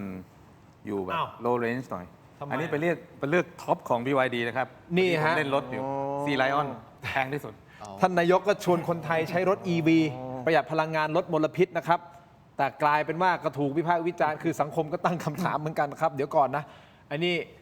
ท่านด้วยความเคารพนะท่านก็มีทรัพย์สินเยอะใช่ไหมจากธุรกิจอะไรก่อนหน้านี้นะก็ไม่ว่ากันท่านก็มีสิทธิ์ที่จะใช้ท่านจะมีสิทธิ์ที่จะใช้รถ EV จะซื้อ EV แบบคันละ2-3-4-5 ล้านมันก็เป็นเงินของท่านอันนี้ไม่มีใครว่าอะไร แต่ต้องมองภาพความเป็นจริงก่อนครับว่าประชาชนณตอนนี้แค่เงินเติมน้ำมันยังจะไม่มีถูกต้องไหมฮะ ครับ มันก็กลายเป็นแบบภาพที่มันออกมาเอาละประหยัดพลังงานการใช้รถไฟฟ้ากันนะครับแต่คันนี้ประมาณ1.3 ล้านใช่ไหม ใช่ ประมาณ1.3 ล้านนะครับแต่เอาละมันมาจังหวะเนี้ยมันผิดที่ผิดเวลาหรือเปล่า ก็ถ้าเป็นนักฟุตบอลก็จังหวะไม่แม่นควรจะเป็นจังหวะที่ได้ประตูจากการโชว์ความประหยัดใช่ไหมครับคือผมว่าในเคสที่คุณอนุทินก็ตั้งใจดีแหละน้ำมันแพงไปใช้รถไฟฟ้า แต่รถไฟฟ้ามันแพงอย่างที่พี่ศิริโชคพูดทีนี้ผมคิดอย่างนี้ถ้าผมเป็นคุณอนุทินนะผมว่าผมจะทำอีกแบบหนึ่งเลยนะ ยังไง หนึ่งผมโชว์การใช้ขนส่งมวลชน แล้วต้องใช้จริงๆช่วงน้ำมันแพงด้วยนะคุณอนุทินต้องใช้ขนส่งมวลชน2นะครับถ้าคุณอนุทินบอกว่าบ้านผมอยู่ไกลคืออยู่โซนบางนาตราดคุณอนุทินมานอนที่ทำเนียบนะครับนอนที่ทำเนียบหรือคุณอนุทินเนี่ยเซฟเฮาส์นะครับที่ทำการบริษัทแกก็มีที่ทำการพักก็มีมานอนตรงนั้นเลยพักภูมิใจไทยอยู่ตรงไหนแถวเกษตรนั่ง BTS มานะครับลงสถานีโรงแรมเอเชียต่อแท็กซี่มาเลย อย่างนี้นะครับคุณผู้ชมคือเราไม่ได้ว่าจะไปปั่นเรื่องนี้นะฮะแต่กำลังจะบอกว่าทุกอย่างที่ท่านนายกรัฐมนตรีคือเบอร์หนึ่งของประเทศทุกอย่างที่นายกรัฐมนตรีทำทุกอย่างที่ท่านพูดมันถูกจับตาหมด แล้วมันเป็นการส่งสัญญาณมันเป็นการเซตตัวอย่างถูกต้องไหมครับอันนี้ไม่ได้เข้าข้างท่านเดี๋ยวจะหาว่าผมมาอวยท่านไม่ใช่นะแต่เรื่องของการโอเคไม่ต้องมีรถขบวนตาม อันนี้ถือว่าดี อันนี้ดีอันนี้ อันนี้ดี อันไหนดีที่เราก็ดี อันนี้คือเยี่ยมดีอันนี้คือเห็นด้วย แต่อาจจะไปจอดข้างหลังแล้ว เราไม่รู้ ใช่ไหมครับอันนี้ แต่เราไม่รู้ ตั้งข้อสังเกตก่อน แต่เราไม่รู้ เพราะโดยหลักเนี่ยเขาคงไม่ยอมให้มาคนเดียวหรอกครับ ก็อาจจะเป็นไปได้หรือ ครับ หรือ อาจ ถ้า จะหลบไป หรืออาจจะให้การ ใช่ ใช้รถไฟฟ้าด้วยเหมือนกัน แต่ ก็ ทีนี้เนี่ย คราวนี้อันนี้คุณมองยังไงใน สิ่ง มูฟ สิ่ง นี้ สิ่งที่ผมกังวลตอนนี้ก็คือว่า พอคุณอนุทินไปจับรถไฟฟ้าเนี่ยสิ่งที่ตามมาคือค่าไฟฟ้ามันขึ้น เพราะฉะนั้นผมว่า มันต้องดูให้ดีเพราะว่าขณะนี้ LNG เนี่ยซึ่งเป็นแก๊สหลักที่เราใช้อยู่ในการทำไฟฟ้าเนี่ย ครับ ตอนนี้ช่องแคบคอมมูส มันมีปัญหาอยู่ หายไปแล้วนะครับ เพราะฉะนั้นเนี่ยค่าไฟก็กำลังจะขึ้น แล้วเดือนหน้าค่าไฟก็จะขึ้น แล้วผมเชื่อว่าต่อไปเนี่ยก็ไม่สามารถที่จะประยุงค่าแก๊สได้อีก LPG นะหุงต้ม อันนี้จะตามมาอีก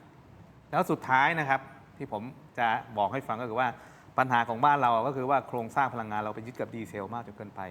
เมืองนอกเนี่ยดีเซลแพงกว่าน้ำมันอื่นนะครับเพราะเขาไม่อยากให้ใช้ดีเซล ใช่ แล้ววันนี้โรงกลั่นของเราเนี่ยทั้ง 6 โรงนะครับถูกสร้างเพื่อรับน้ำมันตะวันออกกลาง เพราะฉะนั้นน้ำมันตะวันออกกลางก็คือ heavy sour นะครับเพราะฉะนั้นเอาน้ำมันอย่างอื่นมากลั่นเนี่ยมันไม่ได้หรือได้ก็น้อย เพราะฉะนั้นสิ่งที่ตามมาคือจะมีเบนซินล้นตลาด แต่ดีเซลจะขาดตลาด อันเนี้ยผมคิดว่ารัฐบาลต้องหาวิธีการว่าทำไง อาจจะต้องซื้อน้ำมันสำเร็จรูปมาเลย เพราะว่าไปซื้อน้ำมันดิบไม่ได้ เพราะมันไม่เข้าสเปคของโรงกลั่นเรา อันนี้เป็นสิ่งที่รัฐบาลต้องคิดต้องทำนะครับวางแผนไว้ล่วงหน้าเลยนี่ผมบอกเลยครับ คุณทัพ เรื่องรถ EV ใช่ไหมครับ เรื่องภาพที่ท่านนายกกำลังจะสื่อ เพราะทุกอย่างที่อย่างที่ผมบอกไป ผู้นำของแต่ละประเทศจะเหมือนกันหมดนะฮะผู้นำทำอะไรพูดอะไรกินอะไรสื่อสารยังไงบอดี้แลงเกจเป็นไงคือจะถูกวิเคราะห์แล้วจะถูกตีความว่าเป็นการสื่อสารบางอย่าง สู่สาธารณะ เอาแบบตรงๆเลยไหม ฮะ ผมว่าแกเบี่ยงประเด็น แกไม่รู้จะตอบยังไงเรื่องน้ำมันแล้ว ก็เลยต้องหาวิธีเบี่ยงประเด็นไปเป็นเรื่องอื่น คือทุกมูฟของนายกรัฐมนตรีหรือทุกมูฟของรัฐมนตรีเนี่ยมันมีเทคนิคว่าถ้าไม่อยากตอบในเรื่องที่ตอบไม่ได้ ให้หาอย่างอื่นที่น่าสนใจกว่ามาแทนที่ให้มันอยู่ในพื้นที่สื่อ วิธีการเนี่ยผมทายเล่นๆนะ ผมว่าเผลอๆเนี่ยคุณอนุทินแจกบรีฟสื่อด้วยว่าเดี๋ยววันนี้จะขับรถ EV เข้ามากล้องถึงได้ตั้งรออยู่ อย่างนั้นเลย ผมทายเลยนะ ทีเนี้ยพอถ้าเกิดเขาใช้วิธีการว่ามาคุยเรื่องรถ EV กันเถอะรถ EV ดียังไง ปัญหาเรื่องรัฐบาลยังไม่ทำอะไร หรือควรทำอะไรกับเรื่องน้ำมันมันจะตกไปในเชิงเนื้อหา มันเป็นเทคนิคในการชิงพื้นที่สื่อและเบี่ยงประเด็นที่ตัวเองตอบไม่ได้ออกไปซะ ทีนี้เนี่ยผมก็รู้สึกว่าบอดี้เขาเรียกว่าไงรีแอคของคุณอนุทินต่อสื่อมวลชน เมื่อลงจากรถ EV มาเนี่ยสื่อเขาดันเหมือนช็อตนั้นผมเห็นในคลิปนะไปถามเรื่องอะไรนะปัญหาน้ำมันชาวบ้านต่อคิวมีการอะไรกันแล้วคือคุณอนุทินเหมือนไม่อยากตอบ เหมือนแกก็คงคาดหวังว่าจะถูกถามเรื่องรถ EV มากกว่านั้นอะไรแบบนี้ครับ ส่วนทำไมถึงเลือกรุ่นนี้เนี่ยในช่วงนี้เนี่ยผมคิดว่าข้อที่ 1 แกน่าจะเลือกรุ่นที่ซื้อเดี๋ยวนี้ได้เดี๋ยวนี้ซื้อเดี๋ยวนี้ได้เดี๋ยวนี้ขอแบบเปลี่ยนรถได้เร็วที่สุด จะได้เอามาใช้ในการที่ทำให้เกิดภาพข่าวอันนี้จากการวิเคราะห์ของผม นายกซื้อคันไหนก็ได้เขาให้อยู่แล้ว ก็ใช่ครับแต่ว่าเขาเรียกว่าสต็อกการส่งมอบตอนนี้มันมีมอเตอร์โชว์พี่แล้วมันมีการจองคิวแย่งกันซื้อรถไฟฟ้าเยอะเขาก็น่าจะพยายามจะหารถที่ได้มาเร็วที่สุด แล้วก็อย่างถัดมาเนี่ยไม่ใช่ประชาชนทุกคนจะทำอย่างนี้ได้ มันไม่ใช่รถที่ราคาถูกรถไฟฟ้าที่ราคาถูกที่สุดเนี่ยก็ไม่ได้พร้อมส่งมอบทันทีแล้วก็มีปัญหาเรื่องราคาไฟฟ้าที่อาจจะขึ้นรออยู่อีกประชาชนต้องการทราบว่านอกจากเรื่องนายกเปลี่ยนไปใช้รถไฟฟ้าเพื่อหลีกเลี่ยงการไปเติมน้ำมันต่อคิวอยู่กับประชาชนหรือเปล่าคือและประชาชนจะได้รับการแก้ปัญหาน้ำมันแพงที่เขาต้องใช้มันไม่มีเรือประมงไฟฟ้านะครับมันไม่มีรถเกี่ยวข้าวไฟฟ้านะครับไม่มีรถตัดอ้อยไฟฟ้านะครับมันไม่มีที่ชาร์จที่มีมากพอที่จะไปชาร์จอะไรที่กำลังจะเอาเข้ามาเป็นไฟฟ้าทดแทนน้ำมันนะครับเราต้องการรู้ว่าวันนี้และพรุ่งนี้ของประชาชนมันจะแก้ได้ง่ายดายเหมือนที่นายกแก้แบบนี้หรือเปล่าคุณต้องแก้ปัญหาบนรากฐานที่ว่าคุณอยู่ในโลกใบเดียวกับประชาชนที่เขาเดือดร้อนอยู่ไม่ใช่อยู่ในโลกแบบที่ไม่มีข้าวกินคุณก็ไปกินเค้กสิคุณไม่มีตังค์ใช้คุณก็ใช้ให้น้อยลงสินี่ไม่ใช่วิธีการแก้ปัญหาโดยอำนาจของนายกรัฐมนตรีที่ประชาชนคาดหวังอย่างนี้นะครับคุณผู้ชมครับพูดถึงมาตรการในการช่วยเหลือนะครับก็มีการออกมาให้ข้อมูลว่ารัฐบาลเตรียม น้ำมันขึ้นแล้วพี่จะเตรียมอีกแล้วเหรอ มันต้องการคิดเนี่ยอาจารย์ฟังผมก่อนจี้ ผมก็รอฟังทีนตั้งนานผมนึกว่าเขาจะประกาศอะไรช่วยชาวบ้านคืนนี้ นี่ไงเขาบอกเนี่ยรัฐบาลเขาเตรียมมาตรการช่วยเหลือ 5 กลุ่มเป้าหมายกลุ่มเปราะบางขนส่งเกษตรกร ผู้รับเหมาภาครัฐรวมถึงภาคบริการ 5 กลุ่มเป้าหมายก่อนเลยวิกฤตพลังงานเนี่ยเตรียมดูแล 5 กลุ่มเนี่ยเตรียมดูแลอย่างไรมีแนวทางอย่างไรนะปุ๋ยราคาถูกบ้างส่งเสริมปุ๋ยอินทรีย์อะไรยังไงบ้างแต่ยังบ่สามารถดำเนินการได้ทันทีเด้อเพราะให้เราไปก่อนเหรอครับเพราะอย่างนี้ฮะคืออันนี้คือมันเป็นขั้นตอนทางด้านของกฎหมายหรือเปล่านะครับแต่ผมเห็นข้อหนึ่งไม่น่าจะเป็นไปได้เลยปุ๋ยราคาถูกเนี่ย แต่ว่านี่น่าจะไม่จริงนะนี่แต่มันคืออินโฟกราฟิกที่เขาทำมานะครับ แต่ต้องรอให้มีการโปรดเกล้ารัฐมนตรีคณะรัฐมนตรีและแถลงนโยบายอย่างเป็นทางการก่อนถึงจะขับเคลื่อนในสิ่งเหล่านี้ได้อันนี้คือถ้าตามกฎระเบียบทุกอย่างมันต้องเป็นอย่างนั้นถูกต้องไหมครับแล้วทำไมใช่หรือไม่ถ้าตามระเบียบธรรมดามันเป็นอย่างนั้นใช่ไหมใช่ครับถูกต้องไหมครับแต่ในสถานการณ์อย่างที่อาจารย์ศิโรจน์บอกก่อนหน้านี้ว่าในสถานการณ์แบบนี้มันสามารถที่ทำให้เร่งสปีดในการช่วยเหลือประชาชนหรือกลุ่มเป้าหมายตรงนี้5 คนเนี่ยเพิ่มขึ้นได้เร็วขึ้นได้ไหมคุณสิริโชคในฐานะคุณก็เป็นอดีตสสไม่จริงๆถ้าเป็นผมเนี่ยผมจะไปลดราคาน้ำมันก่อนซึ่งทำได้เลยครับอย่างที่ผมบอก GRM ก็ลดไปใช่ไหมครับ Import Parity ก็ลดไปสัมภาษามิตรก็ลดไปอย่างน้อยก็มี10 กว่าบาทแหละใช่เอาไว้สักเดือนหนึ่งเพื่อเตรียมทำอันเนี้ยสัมภาษามิตรสามารถลดทันทีได้เลยครับได้เลยก็รัฐบาลก็9 บาทห้ามผูกพันเพราะเป็นรัฐบาลรักษาไม่ทำได้เลยเป็นพระราชกำหนดได้นี่ได้เลยใช่ไหมครับเขายังออกพระราชกำหนดมาบังคับให้ใช้น้ำมันสำรองได้หมดนะครับยามฉุกเฉินฟิลิปปินส์ยังประกาศฉุกเฉินเลยรัฐบาลอาจจะมองว่ายังไม่ฉุกเฉินก็ได้นะ ก็ดูยังเปลี่ยนรถ EV ยังบอกให้พอเพียงอยู่รัฐบาลอาจจะมองว่ามันยังไม่ฉุกเฉินเขาไม่รู้สึกถึงความฉุกเฉินนี้เท่ากับประชาชนหรือเปล่าแต่ผมฟังมาตรการที่คุณทินพูดแล้วเนี่ยผมรู้สึกว่ามันเป็นมาตรการที่เราเห็นความลอยๆนึกออกไหมขอดูกราฟิกอีกทีนึงได้ไหมอันแรกกลุ่มแรกก่อนกลุ่มเปราะบางเดี๋ยวทีมงานเอาขึ้นมาเปราะบางเนี่ยกลุ่มเปราะบางผู้มีรายได้น้อยบัตรสวัสดิการแห่งรัฐผู้มีรายได้น้อยบัตรสวัสดิการแห่งรัฐเนี่ยมันเป็นบัตรที่มีอยู่แล้วคุณสามารถออกมาตรการช่วยเหลือได้เลยคือคุณรู้อยู่แล้วยังไงราคาน้ำมันมันต้องปล่อยมันต้องขึ้นพรวดเนี่ยคุณเตรียมมาตรการล่วงหน้าได้อย่างเติมเงินเข้าบัตรสวัสดิการเนี่ยนะครับทำทันทีได้คนละ600 ลิตรก็ได้ทำทันทีได้นะครับเอาพูดตรงๆนะครับมีคนในทำเนียบก็บอกผมเรื่องพวกนี้นะครับตั้งแต่ 3-4 วันก่อนแล้วว่าถ้าวันไหนเขาจะต้องขึ้นราคาต้องปล่อยให้ราคาน้ำมันขึ้นลงตามกลไกตลาดเนี่ยเขาจะเร่งทำเรื่องพวกนี้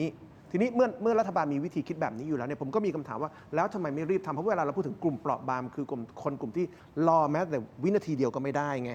คนที่ค่าแรง380 บาทนึกออกไหมครับแล้วอยู่ดีๆราคาน้ำมันขึ้น6 ลิตรนะครับไข่ขึ้น6 บาทนะครับไข่ขึ้นหมูขึ้นค่าขนส่งค่าเดินทางขึ้นเนี่ยคนค่าแรง380 บาทเงินแค่10 บาทก็เรื่องใหญ่แล้วนะมันรอไม่ได้แม้แต่วันเดียวอย่างนี้ทำไมไม่รีบทำนะครับเรื่องของค่าอาหารค่าไฟเนี่ยรัฐบาลประกาศลดค่าไฟกลุ่มเปราะบางทำได้ทันทีทำไมไม่รีบใช่ไหมนี่คือสิ่งที่ทำได้ทันทีไม่จำเป็นจะต้องอ้างว่าขอรอเวลาก่อนแล้วถ้าดูเรื่องอื่นๆนะครับอย่างเรื่องกลุ่มขนส่งนะครับหรือว่ากลุ่มเกษตรกรเนี่ยผมว่าก็ อย่างที่พี่ศิริโชคพูดเนี่ยถูกคือบอกว่าจะช่วยปุ๋ยราคาถูกมันจะมาจากไหนก็ยูเรียมันอยู่ในตะวันออกกลางเกือบ 20-30% นะใช่ไหมครับแล้วคนเป็นรัฐบาลบอกว่าโอเคช่วยปุ๋ยแต่ปุ๋ยยูเรียมันแพงไปหาปุ๋ยอินทรีย์คุณคิดว่าปุ๋ยอินทรีย์ตอนนี้มันหาง่ายไหมเอาอย่างนี้ก่อนคือทุกคนก็คิดว่าเฮ้ยปุ๋ยยูเรียแพงเราต้องเอาปุ๋ยอินทรีย์เข้ามาจะเอาเข้ามาจากไหนอ่ะผลิตทันไหมล่ะหรือยังบอกว่าจะให้ใช้ไบโอดีเซลเพิ่มขึ้นเนี่ยนะครับพูดน่ะมันง่ายแต่ตอนนี้ทำทันไหมล่ะ ปุ๋ยสต๊อกเก่าหรือเปล่า ทีนี้ประเด็นของผมเนี่ยนะครับมันไม่ใช่6 บาทต่อลิตรนะคือวันนี้6 บาทต่อลิตรที่มันเพิ่ม แต่สุดท้ายมันต้องเพิ่มอีก ใช่ จนถึงเท่าไหร่อะครับ ใช่ โอเคใช่เพราะตอนนี้กองทุนสนับสนุนที่ประมาณ 20 บาท ใช่ไหมฮะ ก็ต้อง20 บาทนะ กระทรวงพลังงานวันนี้ปลัดให้สัมภาษณ์แล้วนักข่าวถามว่าคิดว่าราคามีโอกาสไปถึง50 บาทต่อลิตรไหมปลัดบอกไม่ตอบ แต่ว่าผมคิดว่าอย่างนี้นะครับตัวเลขที่เราคิดว่ามันเป็นไปได้และกังวลก็คือ50 บาทเนี่ยมันมีโอกาสถึงแน่เพราะราคาตลาดมันไปอย่างนั้นแล้วทิศทางของรัฐบาลคือจะลดการอุ้มใช่ไหมเมื่อคุณจะลดการอุ้มเนี่ยนะครับยังไงมันก็มีโอกาสจะลากไปถึงแปลว่าวันนี้ความช่วยเหลือช้าก็ผิดแล้วถ้าคุณจะรอไปช่วยเหลือวันที่มัน50 บาทเนี่ยนะทุกอย่างมันจะยิ่งหนักกว่าเดิมนะผมไม่รู้ว่าวันนี้กระทรวงพาณิชย์เองเนี่ยสำรวจหรือยังว่าสินค้าขึ้นราคาไปเท่าไหร่แล้วสินค้าที่ขึ้นนี่ก็ผิดเหมือนกับน้ำมันที่ขึ้นนะไอ้น้ำมันที่สต็อกเก่ามาขึ้นแล้วขายราคาแพงนี่ก็ผิดวันนี้สินค้าที่ขึ้นล่วงหน้าทั้งยังเป็นของสต็อกเก่าก็ผิดนะแต่มันผิดกันทั้งระบบเศรษฐกิจนะแล้วรัฐบาลเนี่ยนะครับไม่ทำอะไรเลยไงกระทรวงพาณิชย์สมมติคุณจะควบคุมราคาสินค้าเนี่ยไม่ต้องเป็นรัฐบาลที่แถลงนโยบายคุณก็ควบคุมได้มันคืองานประจำของคุณไงเอาอย่างนี้นะครับให้ความเป็นธรรม เราต้องเป็นธรรมเป็นสื่อก็ให้ความเป็นธรรมกับทุกๆฝ่ายนะครับฝ่ายของรัฐบาลก็ออกมาพูดนะฮะในประเด็นเรื่องของราคาน้ำมันตรงนี้นะฮะที่มันเพิ่มขึ้น6 บาทแล้วเราไม่รู้นะมันไม่ใช่จุดสิ้นสุดนะมันจะมีโอกาสที่จะขึ้นอีกนะครับคุณผู้ชมครับแต่ในเวลาเดียวกันคุณอัตพลนะครับรัฐมนตรีว่าการกระทรวงพลังงานต้องใช้คำว่ารักษาการใช่ไหมนะครับท่านก็บอกว่าน้ำมันไทยยังถูกกว่าเพื่อนบ้านในอาเซียนครับแม้จะปรับดีเซลไปแตะที่39 บาทต่อลิตรก็ตามไปฟังเสียงบางช่วงบางตอนที่ท่านพูดครับฟังครับทำงานทุกท่านทราบดีว่ามีการปรับราคาขายปลีกขึ้นไปมีผลวันนี้เนี่ยนะครับถึง6 บาทตอนนี้ก็มาอยู่ที่ประมาณ39 บาทนะแต่ว่าอยากขอเรียนเปรียบเทียบตัวราคาของเพื่อนบ้านในอาเซียนให้เป็นข้อมูลนิดนึงนะครับมาเลเซียเนี่ยซึ่งจริงๆปกติเนี่ยเขาจะต่ำกว่าเราเกือบมาตลอดนะครับตอนนี้ก็ยังสูงกว่าเรานะฮะอยู่ที่ประมาณ45 บาท 50นะครับของเรานี่อยู่ที่39นะฮะของเวียดนาม47 บาทนะฮะของกัมพูชา57 บาทลาว64 บาทฟิลิปปินส์ซึ่งจริงๆเมื่อไม่กี่วันมาหน้านี้ใกล้ๆเรามากแต่ว่าเขาปรับทีเดียว2 เท่าไปอยู่ที่66 บาทนะที่สูงสุดคือสิงคโปร์คือ100 บาทนะฮะจะมี2 ประเทศเท่านั้นที่ต่ำกว่าเราคืออินโดนีเซียกับบรูไนนะครับแล้วก็ประกอบกับสถานะกองทุนน้ำมันเชื้อเพลิงนะครับอันนี้คือหลังจากปรับแล้วเนี่ยนะครับก่อนปรับนะครับกองทุนเนี่ยก็จะอุดหนุนอยู่สำหรับน้ำมันดีเซลเนี่ยประมาณ19 บาทต่อลิตรนะครับแล้วก็กองทุนเนี่ยยังมีอัตราการไหลออกอยู่ประมาณ 1,700 ล้านบาทนะครับแล้วก็ตอนนี้สถานะกองทุนคือติดลบรวมประมาณ 38,000 ล้านบาทนะครับเพราะนั้นก็เป็นเหตุผลในการที่จะมาประกอบในการดูเรื่องการปรับราคาในช่วงที่ผ่านมานะครับก็คือให้มันมีการสะท้อนต้นทุนจริงเพิ่มขึ้นแล้วก็ให้มันลดภาระของกองทุนนะฮะรวมถึงลดปัญหาเรื่องการเก็งกำไรหรือว่าการกักตุนด้วยนะครับเพราะว่าตัวราคาที่ต่างกันมากๆกับประเทศเพื่อนบ้านโดยเฉพาะเพื่อนบ้านที่ใกล้ๆกันเนี่ยมันก็อาจจะเกิดปัญหาเรื่องการกักตุนหรือการลักลอบนะครับซึ่งจริงๆตอนนี้ทางรัฐบาลก็พยายามประสานงานกับฝ่ายความมั่นคงนะครับหลายหน่วยงานที่จะช่วยเข้าไปสอดส่องดูแลนะว่ามีการกระทำที่เอาเปรียบพี่น้องประชาชนหรือเปล่าโดยการกักหลักใหญ่ใจความก่อนก็คือท่านกำลังจะบอกว่าถึงแม้เราจะเป็น39 บาทต่อลิตรของดีเซลถูกต้องไหมครับแต่ก็ยังถูกกับประเทศเพื่อนบ้านอยู่ณตอนนี้อันนี้ท่านเปรียบเทียบว่าภาพไม่เห็นนะครับไม่ว่าจะเป็นมาเลเซียเมียนมาแล้วก็ประเทศอื่นๆที่เป็นประเทศเพื่อนบ้านถูกกว่าแล้วการที่จะไปขึ้นราคาตรงนี้มันทำให้การไปแก้ปัญหาการลักลอบได้ระดับหนึ่งน้ำมันจะไม่ไหลออกไปสู่ประเทศเพื่อนบ้านแต่สุดท้ายมันก็ยังสามารถที่จะลักลอบได้เพราะว่าราคามันก็ยังต่างกันอยู่ประมาณนี้มาเลเซียเท่าไหร่45 บาทต่อลิตรป่ะ เรา39 บาทก็ยังมีส่วนต่าง6 บาท มันก็ยังมีแรงจูงใจอยู่เพื่อที่จะลักลอบออกไปปัญหาคือมันต้องไปแก้ที่การลักลอบทำไมให้เกิดลักลอบเกิดขึ้น ถ้าสมมติมันเป็นประเด็นนั้นจริงนะก็ต้องไปจับให้ได้ ก็ควรจะเป็นอย่างนั้น จับแล้วก็ลงโทษให้เห็นแบบจะจริงจังเลยถูกต้องไหมครับคลังน้ำมัน first jobber ที่first jobber ที่เขาบอกประเทศไทยมีประมาณสัก250 first jobber 250 รายใช่ไหมมีประมาณสัก100 กว่ารายที่เป็นดีเซล first jobber เหล่านี้มีคลังไหมมีที่สถานที่เก็บไหมก็ต้องลงไปตรวจต้องลงไปดูถูกต้องไหมฮะก็ต้องไปดูจริงๆว่ามีการกักจากพวกนี้หรือเปล่า ใช่ และถ้ามีก็ไล่สิครับอย่างที่อาจารย์ศิโรจน์บอกใช่ไหมไล่ตัวเลขทำบัญชีคุณต้องรู้อยู่แล้วนี่ถูกไหมคุณก็ไปแล้วจับแล้วลงโทษอย่างจริงจังๆให้เห็นเป็นตัวอย่างว่ารัฐบาลเอาจริงตรงนี้มากกว่า คือถ้าเกิดเอาเรื่องที่มันตลกมากสำหรับผมอย่างหนึ่งนะเอาเฉพาะท่อนที่ทางรัฐมนตรีอัตพลเขาพูดว่าให้มันยังไงเราก็ยังถูกกว่าประเทศเพื่อนบ้านคำถามคือตอนที่ประเทศเพื่อนบ้านถูกกว่าเราเนี่ยเราจะปรับราคาให้ลงไปเท่าประเทศเพื่อนบ้านได้ไหมในภาวะที่ไม่วิกฤตคือผมงงมากการไปอ้างประเทศเพื่อนบ้านที่ราคาแพงกว่าเรานะวันนี้เนี่ยมันคือผมว่าประชาชนจำนวนหนึ่งเขาถามเหมือนกันทันทีที่ได้ยินคำถามเรื่องนี้ออกมาทีเนี้ยเรื่องวิธีการซีลเรื่องการลักลอบขายน้ำมันที่อยู่ชายแดนผมถามจริงๆว่าคุณอัตพลหรือว่ารัฐมนตรีคนอื่นไม่รู้จริงๆเหรอว่าพิกัดไหนเรือลำไหนบ้างที่มาลักลอบส่งน้ำมันระยองอ่ะผมก็มีชาวบ้านร้องเรียนมาว่ามีนะแล้วมีรถเทรลเลอร์ขับจากการรับน้ำมันเถื่อนเข้ามาตลอดแต่ตอนนี้พอน้ำมันประเทศไทยถูกกว่าเนี่ยไม่รู้ว่าเป็นการเอาน้ำมัน สวนกัน สวนกลับไปหรือเปล่า สวนกลับไปเพราะตอนแรกเอาน้ำมันจากประเทศเพื่อนบ้านเข้าเรา แต่ ใช่ ตอนนี้กลายเป็นว่าเอาน้ำมันของเราเนี่ยไปให้เขา หรือเปล่าก็ไม่รู้จริงๆสงขลามีไหมพี่เสรีโชค คืออย่างนี้ผมมองว่าทั้งหมดเนี่ยมันแก้ไขโดยเป็น single price ไงครับ แล้วก็ไปชดเชยที่กลุ่มคนที่จำเป็น อย่างเมื่อกี้ที่เขาอ้างถึงมาเลเซียเนี่ย คือมาเลเซียเขาไปชดเชยให้นะครับเขาเปิดราคาเต็มอย่างนั้นแหละ แต่เขาไปชดเชยให้แต่ละกลุ่ม ให้รถขนส่ง ให้กลุ่มเกษตรกรเขามีชดเชย ชดเชยแต่ละกลุ่มใช่ไหม ใช่ แต่คุณอัธพรแกเล่าไม่หมดไงแกเล่าเฉพาะราคา แล้วอย่าลืมว่าประเทศไทยเนี่ยเรามีโรงกลั่น ประเทศเพื่อนบ้านไม่มีโรงกลั่น มีแค่สิงคโปร์ เพราะฉะนั้นจะเอามาตรฐานแบบนี้มาพูดไม่ได้ เพราะมีโรงกลั่นมันต้องประหยัดกว่าสิ เพราะเรากลั่นน้ำมันเอง มันเป็นเราเอาง่ายๆเข้ามาคือเราผลิตเอง ใช่เรากลั่นเอง เรากลั่น เรา เอง คือเอาน้ำมันเรามากลั่น เออ เพื่อนบ้านไม่มีเขาไม่ได้กลั่นนี่เขาก็ต้องได้ของแพงอยู่แล้ว อันนี้เป็นหลักการมันต้องเป็นอย่างนั้น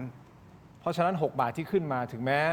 ตอนนี้ราคาน้ำมันที่ท่านอัตพลพูดไปนะครับว่ายังถูกกับประเทศเพื่อนบ้านอาจารย์ศิโรจน์นะครับแต่มาฟังประชาชนหน่อยไหมนะคุณเบลหรือคุณอัตพล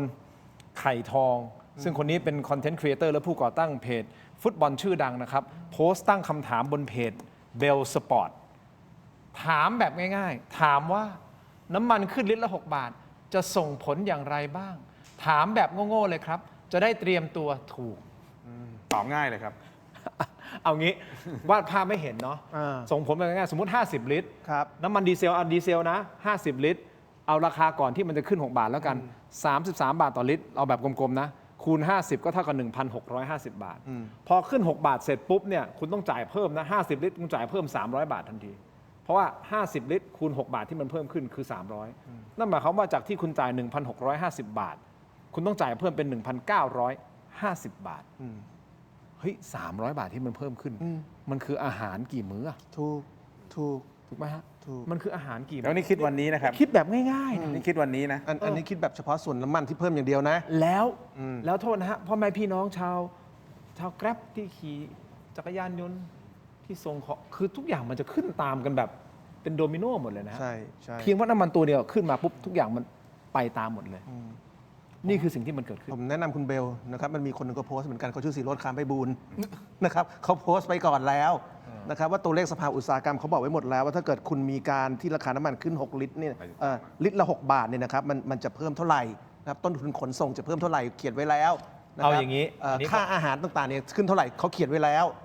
นะครับซึ่งรัฐบาลก็ต้องรู้เท่าเขาแหละเพราะว่าสภาอุตสาหกรรมเขาแถลงข้อมูลแบบนี้ยังเปิดเผย เอาอย่างนี้ฮะล่าสุดมาเข้ามาเลยนะเรือด่วนเจ้าพระยาคุณผู้ชมฟังฮะเรือด่วนเจ้าพระยาประกาศขึ้นค่าโดยสาร 2 บาท เริ่ม 30 มีนาคมนี้นะฮะโดยวันนี้เอง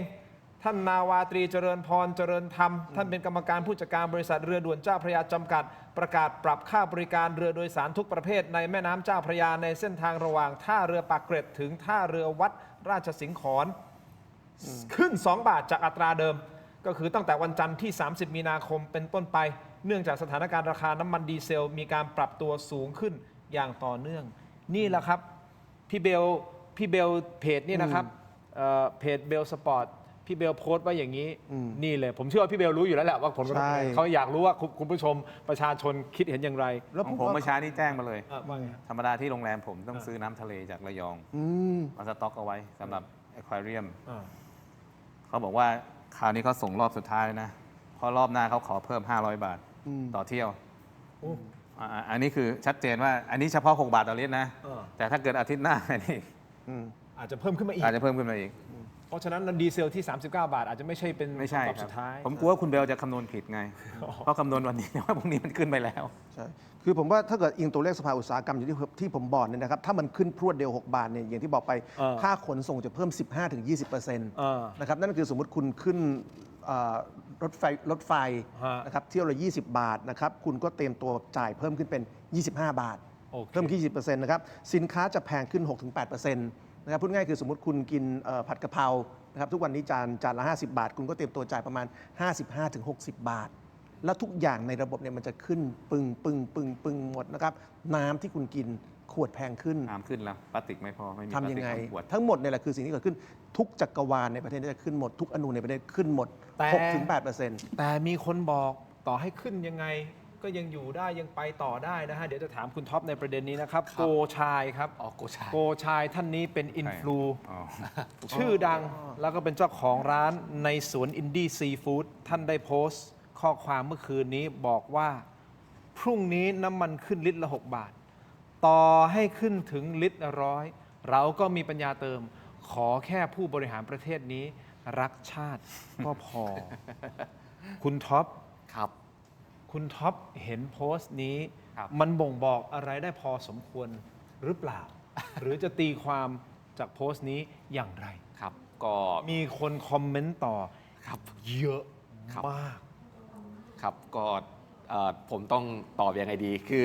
เอาอ่านโดยวัตถุประสงค์อย่างแรกเลยนะครับแกปั่นแกก็น่าจะต้องเปลี่ยนจากขับรถยนต์มาปั่นจักรยานแกก็เลยเริ่มปั่นในโซเชียลก่อนทีนี้แกก็ปั่นน่ะแหละว่าคืออย่างนี้ ผมเชื่อว่าถ้าเราถอดเอาว่ารัฐบาลนี้เป็นพรรคไหนออกไปนะเป็นรัฐบาลพรรคไหนออกไป แล้วอยู่ดีๆรัฐบาลณวันนี้พรรคไหนไม่รู้เนี่ยปล่อยให้น้ำมันขึ้น 6 บาทเนี่ยโดยที่ประชาชนเองก็ตั้งตัวไม่ทันเนี่ยผมว่าก็โดนด่าเหมือนกันหมด แต่มันในภาวะแบบนี้เนี่ยมันมีเสียงสะท้อนอยู่ในโซเชียลมีเดียอยู่ระดับหนึ่งว่าใครมาเป็นรัฐบาลมันก็เกิดขึ้น ดังนั้นเนี่ยยังไงมันก็ขึ้นขอให้รัฐบาลรักชาติก็พอมันมีความคิดแบบนี้อยู่ในโซเชียลฝั่งผู้สนับสนุนภูมิใจไทยอยู่จริง มันก็มีคอมเมนต์หนึ่งที่สะดุดมาเลยบอกว่า ต่อให้ลิตรละ100ก็ยอมถ้าทำให้ส้มไม่ได้เป็นรัฐบาล โอ้พวกผมมันน่ากลัวขนาดนั้นเลยเหรอครับ อันนี้คืออย่างแรกในใจนะ ไม่รู้ก็คอมเมนต์อย่างนี้ไง คือ เขาคอมเมนต์อย่างนี้ไง การเกิดขึ้นของการเลือกตั้งมาจนถึงวันนี้เนี่ยมันผ่านกระแสหลาย ๆ อย่างที่ตอนพวกผมหาเสียงเนี่ยเอาที่ผมเจอด้วยตัวเองเนาะผมเคยโดนชาวบ้านบอกว่าพวกผมมาเป็นพรรคอสุรกาย เป็นพรรคปีศาจจะมาทำลายประเทศไทยให้ย่อยยับเสียเอกราชเสียดินแดนทำให้อเมริกาครอบครองประเทศนี้คือนี่คือสิ่งที่ชาวบ้านเขาสะท้อนให้ผมฟังตอนที่ผมไปเดินแจกโบรชัวร์นะครับ ทีเนี้ยไอ้ความคิดที่กลัวพวกผมเยอะมากๆดังนั้นจะเกิดอะไรขึ้นกับประเทศไทยก็ได้ขอแค่อย่าให้พวกผมเป็นรัฐบาลเนี่ยมันมีอยู่จริงๆครับในช่วงการเลือกตั้งที่ผ่านมา ครับ ทีเนี้ยพอจบการเลือกตั้งปุ๊บอะไรพวกนี้หายไปหมดเลยนะสังเกตป่ะพวกผมเลิกโดนด่าพวกผมเลิกโดนกล่าวหาว่าเป็นอะไรแล้วแต่เมื่อคุณกลับมาสู่ชีวิตประจำวันของคุณนะคุณก็จะได้รู้ว่ารัฐบาลที่กำลังจะเกิดขึ้นเนี่ยเขาต้องทำหน้าที่ในการบริหารจัดการความทุกข์ร้อนของคุณอยู่แล้ว ครับ แล้วพอคุณได้เจอวิกฤตของจริงเนี่ยรัฐบาลนี้เขามองคุณอย่างไรล่ะเขามองว่าฉันรักชาติพอแล้วที่เหลือไม่เป็นไรมันมีคนเชื่อและยอมรับกับเรื่องพวกนี้จริงๆหรือเปล่านี่เป็นอีกหนึ่งชุดความคิดที่กำลังถูกตั้งคำถามในสังคมแล้วโกชายแกก็อาจจะแค่โพสต์ออกมาว่าดูซิจะมีใครว่าอะไรฉันบ้างจากการโพสต์แบบนี้ผมวิเคราะห์อย่างนั้นเนาะ คุณถูกมองก่อนหน้านี้คุณถูกมองว่าเป็นอสุรกายถูกต้องไหมครับ ผมชาวบ้านเขาพูดคำนี้กับผมเลยว่า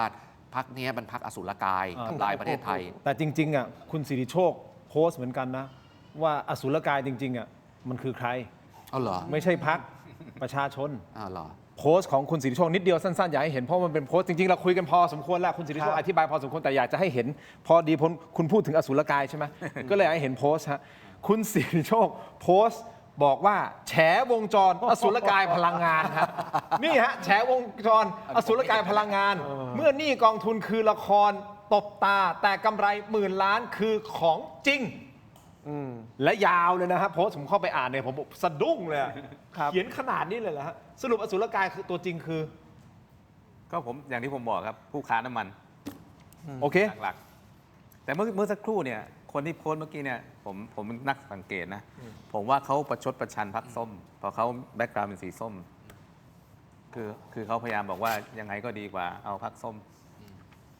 หรอเราก็ไม่รู้ความตั้งใจของเขา เพราะผมเห็นมันไม่มีเหตุผลที่จะขึ้นสีส้มอะเพราะมันไม่ใช่เป็นแบ็กกราวด์ที่คนส่วนใหญ่เขาใช้ยกเว้นว่าจะมีความสัมพันธ์หรือมีปัญหานี่พรรคสีส้มเห็นไหม ผมเนี่ยรู้สึกว่าเขาโจ๊กคนที่บอกว่าประเทศจะมีปัญหาอะไรก็ตามขอให้คนที่รักชาติได้เป็นผู้บริหารประเทศ ก็คือไม่ใช่ส้มนี่ไง ก็น่าจะผมว่าเขาน่าจะล้อภูมิใจไทย นะอ๋อ ผมว่าเขาน่าจะล้อภูมิ นี่ ใจ ได้หลายอย่าง เพราะว่า น่าจะเป็นอย่างนั้นน่จ เพราะว่า ป็น ภูมิใจไทยเนี่ยเขาโชว์ว่าเขาเป็นพรรครักชาติใช่ไหมครับเราก็เห็นว่าเวลาเขาเข้าสภาก็สีน้ำเงิน แล้วก็พอมีเรื่องกัมพูชาเขาก็โชว์ความแข็งแกร่ง ตกลงกันนี่เชียร์หรือว่าไม่เชียร์ ผมคิดว่าเขาแซว เขาน่าจะแซว คนที่ รัฐ เชีย บา ร์ ล รัฐบาล ไม่แล้วแต่คุณจะตีความว่ายังไงล่ะ ตีความยากนะ ใช่ ตีความยากแต่ เอาคือโกชัยเนี่ยแกแซวผม โอเคอันนี้ แกแซว โอเค เพราะว่า ท่านน่าจะเชียร์ใครอะครับ จริงๆเหมือนแกเชียร์พรรคผมนี่แหละ อ๋อโอเค ที่ผมเห็นที่ผมเห็น ทีเนี้ยคือมันมีชุดความคิดหนึ่งเกิดขึ้นจริงๆในสังคมณวันนี้ อ๋อ ว่า โอเค พวกผมเนี่ยมันคือสิ่งเลวร้ายเพียงสิ่งเดียวในประเทศ และเลวร้ายกว่าทุกอย่างที่มันเป็นอยู่ในทุกวันนี้แล้ว ดังนั้นทำยังไงก็ได้ อย่าให้พวกนี้มันชนะเลือกตั้ง เข้าใจ อย่าให้มันเป็นรัฐบาล อย่าให้มันมีอำนาจรัฐ ต่อให้ มันต้องทิ้งชุดความคิดนี้ไว้ให้ได้ ไม่ว่าจะเกิดอะไรขึ้นก็ตาม ขอแค่อย่างเดียวคือเลือกคนรักชาติเป็นรัฐบาล แล้วไอ้พวกที่เราตราหน้าว่ามันไม่รักชาติให้มันเป็นปีศาจต่อไป คือจะบอกว่าพักนี้รักชาติพักนี้ไม่รักชาติ ผมว่ามันไม่ยุติธรรมกับแต่ละพักเลยนะค ใช่ รับ ใช่ รักชาติไม่รักชาติมันเป็น ทุกคน เรามี รักชาติ รูปแบบของการรักชาติของตัวเอง การแสดงออกมาของ ใช่ ตัวเองอยู่แล้วปัจเจกบุคคลเราต้องเคารพแต่ละคนว่าเขามีสิทธิ์ที่จะรักชาติในรูปแบบของเขาอันนี้คือสิ่งที่สำคัญที่สุดนะครับ เอาเป็นว่าจากเรื่องนี้ผมขออนุญาตไปต่อได้ไหมฮะคุณผู้ชมโหวตของผมหายไปไหนแล้ววะโหวตของผมหายไปไหนแล้ววะยังมีอยู่เหรอ อยู่ใต้ลิงก์เหรอ อยู่ไหนอะทำไมผมไม่เห็น รายของรัฐบาลทุกชิ้นหรือไม่ ตอนแรกเห็นแต่ตอนนี้ไม่เห็นแต่เราตอบไปแล้วไง อ๋อนี่ ตอบไปแล้วใช้สิทธิ์ ผมถาม ตอบไปแล้ว คุณผู้ชมตอนนี้เลยนะฮะคุณพอใจการบริหารงานของรัฐบาลอนุทินหรือไม่พอใจไม่พอใจเฉยๆนี่คือรวมนะรวมถึงเรื่องของน้ำมันเรื่องของอะไรก็แล้วแต่นะคุณพอใจหรือไม่พอใจจริงๆคำถามนี้ต้นกำเนิดมาจาก อาจารย์ศิโรจน์ มันเริ่มต้นมาจากน้ำมันก่อนนะฮะแต่เอาเราก็เลยรวมๆนะคุณพอใจไม่พอใจกดกันเข้ามาหน่อยคุณผู้ชมครับโหวตกันเข้ามาประมาณ 5,000 กว่าโหวตแล้วนะฮะ นี่ไงขึ้นเลยนี่ไงนี่ไงนี่ไง ยังไม่บอก ขึ้นแล้ว ยังไม่บอก ขึ้นแล้ว ยังไม่บอกตัวเลข อ่ายั ยังไม่บอกตัวเลขแต่ 5,000 กว่าโหวตอยากให้คุณช่วยโหวตกันเข้ามาหน่อยนะครับมีคุณผู้ชมทักผมเข้ามาบอกว่าทินมันส้ม ส้ม ผมหลายสีจริง ๆ ผมหลาก สหประชาชาติ สหประชาชาติ United Nation ผมสีของธงชาติไทย สีของประเทศชาติ คือจริงๆ ผมเป็นห่วงอย่างนี้นะครับ คืออยากบอกวันนี้ผมดูเศรษฐกิจประเทศไทยเนี่ย ครับ มันกำลังเข้าสู่ stagflation อย่างชัดเจน ใช่ใช่ นะครับก็คือว่าเงินเฟ้อต้นทุนมันไม่ใช่เงินเฟ้อจากคนมีกำลังซื้อเยอะ มันเฟ้อมาจากต้นทุนที่มันดันขึ้นนะครับแล้วก็คนไม่มีเงิน แต่ราคาสินค้ายังคงอยู่นะครับเพราะฉะนั้นนี่เป็นอะไรที่น่ากลัวและแก้ยากมาก เพราะคนไทยจะต้องเตรียมพร้อมนะครับแล้วอย่าไปคิดว่าน้ำมันจะอยู่ที่ 39 นะครับ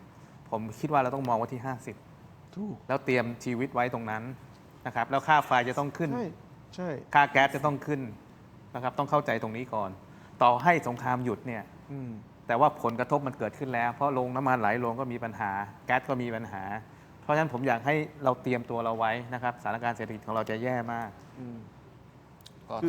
สงครามหยุดเนี่ยคำถามคือเมื่ออเมริกาถอนออกไป ช่องแคบฮอร์มุสจะยังปลอดภัยอยู่ไหมอันนี้ไม่มีใครตอบได้นะครับ อันนี้ข้อแรกแล้วเราไม่รู้ว่าสถานการณ์ภายในเรื่องกองกำลังต่างๆ ที่มีอยู่ในบริเวณพื้นที่ตะวันออกกลาง จะทำอย่างไรกับภาวะนี้เพื่อให้เกิดการเจรจาต่อรอง เพื่อให้อำนาจมันกลับมาอยู่ที่ฝั่งเขาไม่มีใครรู้ครับและไม่มีใครการันตีความปลอดภัยตรงนี้ได้ด้วยใช่ไหม ในเมื่อคุณเปิดประเด็นนี้มาผมขอเนี่ยไปสั้นๆนิดเดียวก็คือตะวันออกกลาง เพราะว่ามันคือจุดกำเนิดของสิ่งที่เราเจอกันอยู่ตอนนี้นะฮะไม่ใช่แค่เรา ผมเชื่อว่าเกือบทุกประเทศในบนโลกใบนี้ ใช่ จากเหตุการณ์ครั้งนี้ เพราะฉะนั้นไปเล่าเรื่องนี้กันก่อนนะฮะเพื่อให้คุณผู้ชมได้รับทราบว่าสถานการณ์ตะวันออกกลางณปัจจุบันณตอนนี้มันอยู่ที่ระดับไหนคุณผู้ชมจะได้ประเมินกันถูกนะครับสหรัฐยื่นข้อเสนอครับยื่นข้อเสนอทั้งหมด 15 ข้อ ใช่ 15 ข้อให้อิหร่านเพื่อที่จะยุติสงครามนั่นหมายความว่าสหรัฐกำลังหาทางลงอย่างที่เราเคยวิเคราะห์กันมาก่อนนะอาจารย์ศิโรจน์ที่ว่าเขาพยายามจะหาทางลงอยู่แล้ว แต่จะลงยังไงนี่มันสัปดาห์ที่ 4 แล้วนะฮะของการสู้รบนะครับ 15 ข้อมีอะไรบ้างเอายกตัวอย่างบางข้อแบบง่ายๆเลยครับก็คือเฮ้ยคุณเปิดช่องแคบฮอร์มุสนะอิหร่านเปิดช่องแคบฮอร์มุส 2. ยอมให้ตรวจขีปนาวุธซะ 3. ห้ามพัฒนานิวเคลียร์ซึ่งไอ้ห้ามพัฒนานิวเคลียร์เนี่ยนี่เป็นประเด็นสำคัญแรกๆนะที่เขาไปถล่มตั้งแต่ตอนแรกนึกออกป่ะเพื่อหยุดยั้งการพัฒนานิวเคลียร์ของอิหร่านอันนี้คือเป็นตัวอย่างนะครับเพื่ออะไรฮะเพื่อที่จะแลกกับการยกเลิกมาตรการคว่ำบาตรอิหร่านครับ15 ข้อเสนอโดยสหรัฐอเมริกาปรากฏว่าอิหร่านยังไงล่ะรับข้อเสนอเหรอไม่มีทางอิหร่านปฏิเสธข้อเสนอของสหรัฐอย่างเด็ดขาด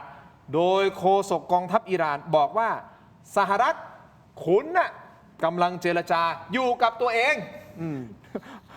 มึงเจรจาใครว่ามึงเจรจากับตัวมึงเองอยู่อิหร่านไม่เกี่ยวและอิหร่านยื่นข้อเสนอสวนกลับเลยนะฮะสวนกลับทันที6 ข้อครับยกตัวอย่างเช่นเอาอย่างนี้สหรัฐคุณแหละถอนฐานทัพออกจากตะวันออกกลางทั้งหมดเลยและชดใช้ค่าเสียหายจากสงครามทั้งหมดด้วยให้กับเรานั่นไงคุณผู้ชมนี่คือสถานการณ์ปัจจุบันนะฮะและมีรายงานข่าวว่ากระทรวงกลาโหมสหรัฐส่งเคลื่อนกำลังพลหน่วยพลร่มและนาวิกโยธินรวมกว่า 4,000 นายนะฮะฟังรวมกับ 4,000 นายนะครับพร้อมเรือยกพลขึ้นบกไปยังตะวันออกกลางซึ่งอาจจะเป็นการเตรียมความพร้อมสำหรับการบุกภาคพื้นดินหากการเจรจาล้มเหลวครับอาจารย์ศิโรจน์คุณสิริโชคคุณท็อปผมคุยประเด็นเรื่องของยกพลยกพลขึ้นบกเนี่ยมาหลายรอบและมันเป็นประเด็นที่นักวิชาการนักวิเคราะห์หลายคนพูดตรงกันเลยนะก็คือถ้าเอาคนเอาเดินเท้าเข้าไปเนี่ยของสหรัฐเนี่ยเตรียมตัวเลยเตรียมลงที่สหรัฐอเมริกาเนี่ยเตรียมไว้เลยเพราะว่าจะตายกันเยอะมากและไอ้ตรงนี้แหละจะทำให้โดนัลด์ทรัมป์เนี่ยพังพินาศเพราะชาวบ้านประชาชนถึงแม้จะสนับสนุนทรัมป์เองก็ตามเนี่ยแต่ส่งญาติพี่น้องไปตายที่อิหร่านเนี่ยเขารับกันไม่ได้ความคิดนี้ยังเหมือนเดิมใช่ไหมอาจารย์ศิโรจน์ก่อนยังเหมือนเดิมครับแต่ขออนุญาตให้ข้อมูลเพิ่มเติมนะครับว่าเรื่องของการที่ข่าวที่บอกว่าจะมีการส่งทหารจากสหรัฐเข้าไป 4,000-5,000 เนี่ยเป็นข่าวที่มาจากรอยเตอร์นะครับเป็นแหล่งข่าวของรอยเตอร์ซึ่งเขาอ้างว่าเขาได้คุยกับแหล่งข่าวด้านความมั่นคง3 รายหลังจากนั้นยังไม่มีการยืนยันจากรัฐบาลสหรัฐนะครับเพราะฉะนั้นก็เป็นข่าวซึ่งในแง่ข่าวก็มีประเด็นแต่ฟังหูไว้หูก่อนว่าจะมีการส่งจริงไหมจริงๆมีอีกข่าวหนึ่งที่คู่ขนานกันนะครับแล้วก็เป็นเรื่องฮือฮาคือซาอุดิอาระเบียกับ UAE จะร่วมรบกับสหรัฐข่าวนี้เป็นข่าวซึ่งเผยแพร่โดย Wall Street Journal ซึ่งก็เป็นสื่อระดับโลกแต่ว่าก็ยังไม่มีการยืนยันอย่างเป็นทางการของซาอุแล้วก็ UAE เหมือนกันเพราะฉะนั้นผมว่าถ้าเราพูดถึงทิศทางเนี่ยเห็นทิศทางว่ามันยกระดับขึ้นนะครับแต่การยกระดับเนี่ยจะถึงขั้นส่งทหารบุกอิหร่านไหมเนี่ยผมว่าณวันนี้ยังไม่มีข้อมูลทางการยืนยันแต่เป็นสัญญาณที่ไม่ดีทิศทางที่มันควรจะเป็นคือมันควรจะต้องมีการเจรจาแล้วผมคิดอย่างนี้นะครับว่าการที่สหรัฐโยนประเด็นเรื่องจะเจรจาแล้วอิหร่านปฏิเสธเนี่ยไม่เป็นไรแต่อย่างน้อยเนี่ยเราเริ่มเห็นว่า move ของการพยายามจะเจรจามีแล้วก็ผมเข้าใจว่าตอนนี้เองในหลายประเทศนะครับสำนักข่าวหลายแห่งก็เริ่มส่งสัญญาณว่ามันมีหลายประเทศที่จะเข้ามาเป็นตัวกลางในการเจรจาคือคู่ขัดแย้งเนี่ยเจรจากันเองไม่ได้ยิงกันอยู่รัสเซียจีนสหภาพยุโรปและฝรั่งเศส okay. คนเหล่านี้ต้องเข้ามาเป็นมีเดียเตอร์ในการแทรกแซงความขัดแย้งนี้เดี๋ยวเราส่งอาจารย์ศิโรจน์ก่อนเพราะอาจารย์ศิโรจน์ต้องมีธุระต่อนะครับนี่เลยเปิดประเด็นตรงนี้ไว้เดี๋ยวถามท่าน2 ท่านต่อเพิ่มเติมเดี๋ยวขออนุญาตนะฮะก่อนไปผมขอมอบได้เลยครับขอบคุณมากครับนะครับแล้วก็อุ้ยอันโนสนนะฮะยาสมุนไพรนะครับแล้วก็ยาท่าน้ำขาวหน้าตราอาหารคู่นะฮะอาจารย์ซักผ้าด้วยนะครับโอ้ผมซักทุกวันครับซักเองครับไม่เหมือนคุณมีคนซักให้ครับขอบคุณมากอาจารย์ศิโรจน์ขอบคุณนะครับขอบคุณครับตกลงรายการคุณไม่ได้5:20แล้วใช่ไหมเมื่อก่อนคุณบอกคุณจะ5:20เพื่อประหยัดไฟก็นี่ไงใกล้แล้วไงอีกนิดเดียวผมคุยกับอีก2 ท่านแป๊บเดียวแล้วเดี๋ยวผมปิดรายการเลยแต่อาจารย์ต้องรีบไปก่อนผมรอจน5:20ได้ไม่เป็นไรอาจารย์ได้โอเคเพราะเดี๋ยวผมติดพันเนี่ยแค่คุณสิริโชคพูดไปเนี่ย5 นาทีแล้วโอเคครับสวัสดีครับขอบคุณมากครับขอบคุณมากครับขอบคุณมากครับขอบคุณครับคุณผู้ชมโหวตกันเข้ามาหน่อยนะฮะโหวตกันเข้ามาหน่อยคุณพอใจการบริหารงานของรัฐบาลอนุทินหรือไม่นะครับสั้นๆประเด็นเรื่องของสหรัฐอเมริกากับอิหร่านที่อาจารย์ศิโรจน์วิเคราะห์ไปมีเพิ่มเติมไหมฮะข้อมูลความคิดเห็นคือผมมองว่าวันนี้สหรัฐเตรียมพร้อมที่จะบุกอยู่แล้วครับแล้วก็การทูตที่พูดถึงเนี่ยผมคิดว่าเป็นเพียงพูดเพื่อขอความชอบธรรมในการที่จะบุกเพราะข้อเสนอที่สหรัฐเสนอมันไม่มีทางเป็นไปได้อยู่แล้วนะครับแล้วก็ลักษณะการเตรียมคนที่จะมาลงแต่ผมว่าสิ่งที่เขาจะทำคือเขาจะยึดเกาะคาร์กเกาะที่เป็นสำคัญมากเลยนะมันเป็นแหล่งผลิตพลังงานของเป็นแหล่ง90%ใช่ครับเป็นเกาะที่เข้ามาเอาน้ำมันมาลงตรงนี้หมดแล้วสหรัฐก็มองว่าถ้ายึดตรงนี้ได้ก็สามารถที่จะเปิดช่องแคบฮอร์มุซได้แล้วสามารถที่จะบีบอิหร่านเนี่ยให้แบบไม่มีเงินในการที่จะจ่ายเงินเดือนทหารไม่มีเงินในการที่จะ สู้ต่อ อันนั้นพังทั้งประเทศพังทั้งโลกนะไม่ใช่พังทั้งโลกเลยถ้าเป็นอย่างนั้น ผมคิดว่าสหรัฐมันมีทางเลือกน้อยแล้วล่ะครับ เพราะอย่าลืมว่าอิสราเอลก็กดดันอยู่ อิสราเอลก็บอกว่ามันปล่อยให้อิหร่านอยู่แบบนี้ไม่ได้ แล้วอย่าลืมผมเชื่อว่ารัฐอ่าวก็เหมือนกัน รัฐอ่าวก็มีความต้องการที่ให้สหรัฐเนี่ยจัดการกับอิหร่านให้มันเบ็ดเสร็จเด็ดขาด เพราะฉะนั้นหลาย ๆ อย่างมันผสมผสานกัน วันนี้ผมคิดว่าสิ่งที่สหรัฐจะทำได้ก็คือถ้าไม่เอาภาษาอังกฤษที่ว่า boots on the ground เนี่ยมันก็ไม่มีทางที่จะทำอะไรได้ จะให้สหรัฐประกาศชัยชนะแล้วหนีอะครับแล้วเกิดอะไรขึ้นกับรัฐอ่าวอะซาอุทำยังไง UAE ทำยังไง นั่นหมายความว่าในมุมของรัฐอ่าวที่ต้องการให้สหรัฐ จัดการเบ็ดเสร็จกับอิหร่าน ต้องเบ็ดเสร็จจริงๆ ใช่ครับ เพื่อไม่ให้ว่าสุดท้ายถ้าสหรัฐถอนไปเขายุ่งเลย เขายุ่งทันทีนะครับ เขา เขา อยู่ อยู่ไม่ได้เขาจะถูกเรียกเก็บค่าโทรค่าอะไรขึ้นมา แล้วอย่าลืมมาหลาย ๆ คนไม่เข้าใจว่าในตะวันออกกลางเนี่ยรัฐอ่าวคือนิกายซุนนีนะครับ แล้วก็อิหร่านนี่คือชีอะห์ซึ่งเขาก็มีปัญหากันมาตั้งแต่สมัย 1,900 ปีที่แล้วมานะครับในเรื่องของศาสดาอะไรเงี้ยผมไม่ลงลึกในเรื่องเทววิทยา แต่ว่าทั้งหมดมันทำให้เห็นว่า ครับ รัฐอ่าวก็ไม่เอาอิหร่าน ครับ ถึงขั้นจะไปจับมืออิสราเอลด้วยซ้ ครับ ำนะครับเพราะฉะนั้นตรงเนี้ยผมคิดว่ามันมีผล แล้วก็ผมคิดว่าสหรัฐเองก็จำเป็นนะที่จะต้องเข้าไปจัดการ อันนี้คือสิ่งที่ผมกังวลนะครับ เพราะถ้ามันเกิดขึ้นเนี่ยมันจะมีผลกระทบไป แน่นอน ทั่วโลกเลยโดยเฉพาะประเทศไทย แน่นอนนะอันนี้คือคุณสิทธิโชคกังวลในข้อนี้ ซึ่งมันไม่ผิดนะเรากังวลได้ดีที่สุดคือไม่เกิดขึ้น แต่ถ้ามันเกิดขึ้นอย่างน้อยเราคุยกั เอาถามว่าถ้าไม่เกิดขึ้นอะไรจะเกิดขึ้นนะครับ ให้สหรัฐทำอะไรบอกว่ายกเลิก ถอนไง ถอนเลยเหรอ คุย โอ้โห ไม่คุยกันนะหาทางลงไงหาทางลงทั้งสอง มันไม่มีออฟแรมหรอกครับ ผมว่าตอนนี้หมดแล้วออฟแรมโอ้โหคุณบอมก็ถึงขนาดนั้นนะครับ คือถ้า IRGC ยอมนะ ยอมสหรัฐเขาก็อยู่ไม่ได้เหมือนกัน มันก็น่าคิดเหมือนกันคุณ ใช่ไหม ท็อปคุณท็อปคิดยังไง ผู้ชนะมักไม่ขอเข้าโต๊ะเจรจา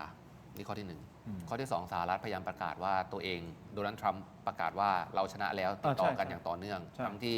ผู้ชนะที่จะขอเข้าโต๊ะเจรจาเนี่ยเป็นไปได้ยากมากผมว่าสิ่งหนึ่งที่เห็นได้ชัดคือมันจะยังคงไม่มีความแน่นอน ภายใต้การนำของโดนัลด์ทรัมป์การที่จะส่งกำลังพลขึ้นบกหรือไม่เนี่ยมันจะเป็นการเปิดสงครามเต็มรูปแบบ การเปิดสงครามเต็มรูปแบบจำเป็นต้องขอผ่านคอนเกรสทางเดโมแครตเนี่ยเหมือนเขาพยายามจะมีการขอให้มีการยุติบล็อกแต่ว่าไม่สำเร็จในยติที่มีการยื่นเข้าไป ดังนั้นผมคิดว่าเราทำอะไรไม่ได้มากกว่าการจับตาว่าสถานการณ์จะเป็นอย่างไร และเราประเมินล่วงหน้าได้เลยว่าไม่มีทางที่สถานการณ์ตรงตะวันออกกลาง โดยเฉพาะสถานการณ์วิกฤตตรงอิหร่านและความขัดแย้งในประเทศอ่าวเนี่ยจะจบลงในเร็ววันนี้ แล้วสิ่งที่จะเกิดขึ้นก็คือสิ่งต่างๆ ที่เราพึ่งพาการส่งออกมา โดยเฉพาะพลังงานจากบริเวณนั้นเนี่ยเอามองแค่ประเทศเราเป็นหลักแล้วกันครับจะยังคงได้รับผลกระทบอย่างต่อเนื่องไปอีกเป็นระยะเวลายาวนานพอสมควร และเป็นโจทย์ของรัฐบาลไทย ที่จะเลือกการวางจุดยืนและการรับมือวิกฤตนี้ ผ่านสิ่งที่เรามีให้ดีที่สุด ส่วนเรื่องการจะไปเป็นตัวจะสหรัฐจะยอมให้ประเทศอื่นเป็นตัวกลางในการยุติก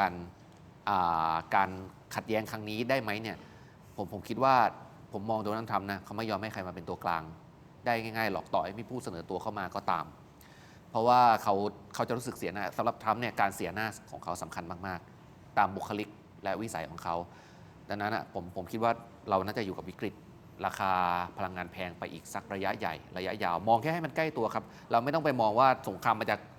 เติบโตขึ้นใหญ่ขึ้นจนกระทบมาเป็นสงครามเรื่องการปะทะด้วยอาวุธอยู่ใกล้ตัวเราไหมมันคงไม่ขนาดนั้นแต่เราได้รับผลกระทบแน่ๆ ครับ อย่างนี้ให้ดูประวัตินะครับว่าสหรัฐต้มอิหร่านไป2 ครั้งนะครั้งแรกตอนสงคราม12 วันอันนั้นก็ต้มมาทีนึงทำไปเจรจานะครับแล้วก็จัดการรอบที่2ก็เพิ่งต้มมาสดๆร้อนๆตอนที่รอบที่มีการยิงเนี่ยคือต้มมา2 คนแล้วก็ใช้ลักษณะเดียวกันคือขอเจรจาแล้วก็รอบกัดทันทีอันนี้เกิดขึ้น2 ครั้งแล้วนะครับ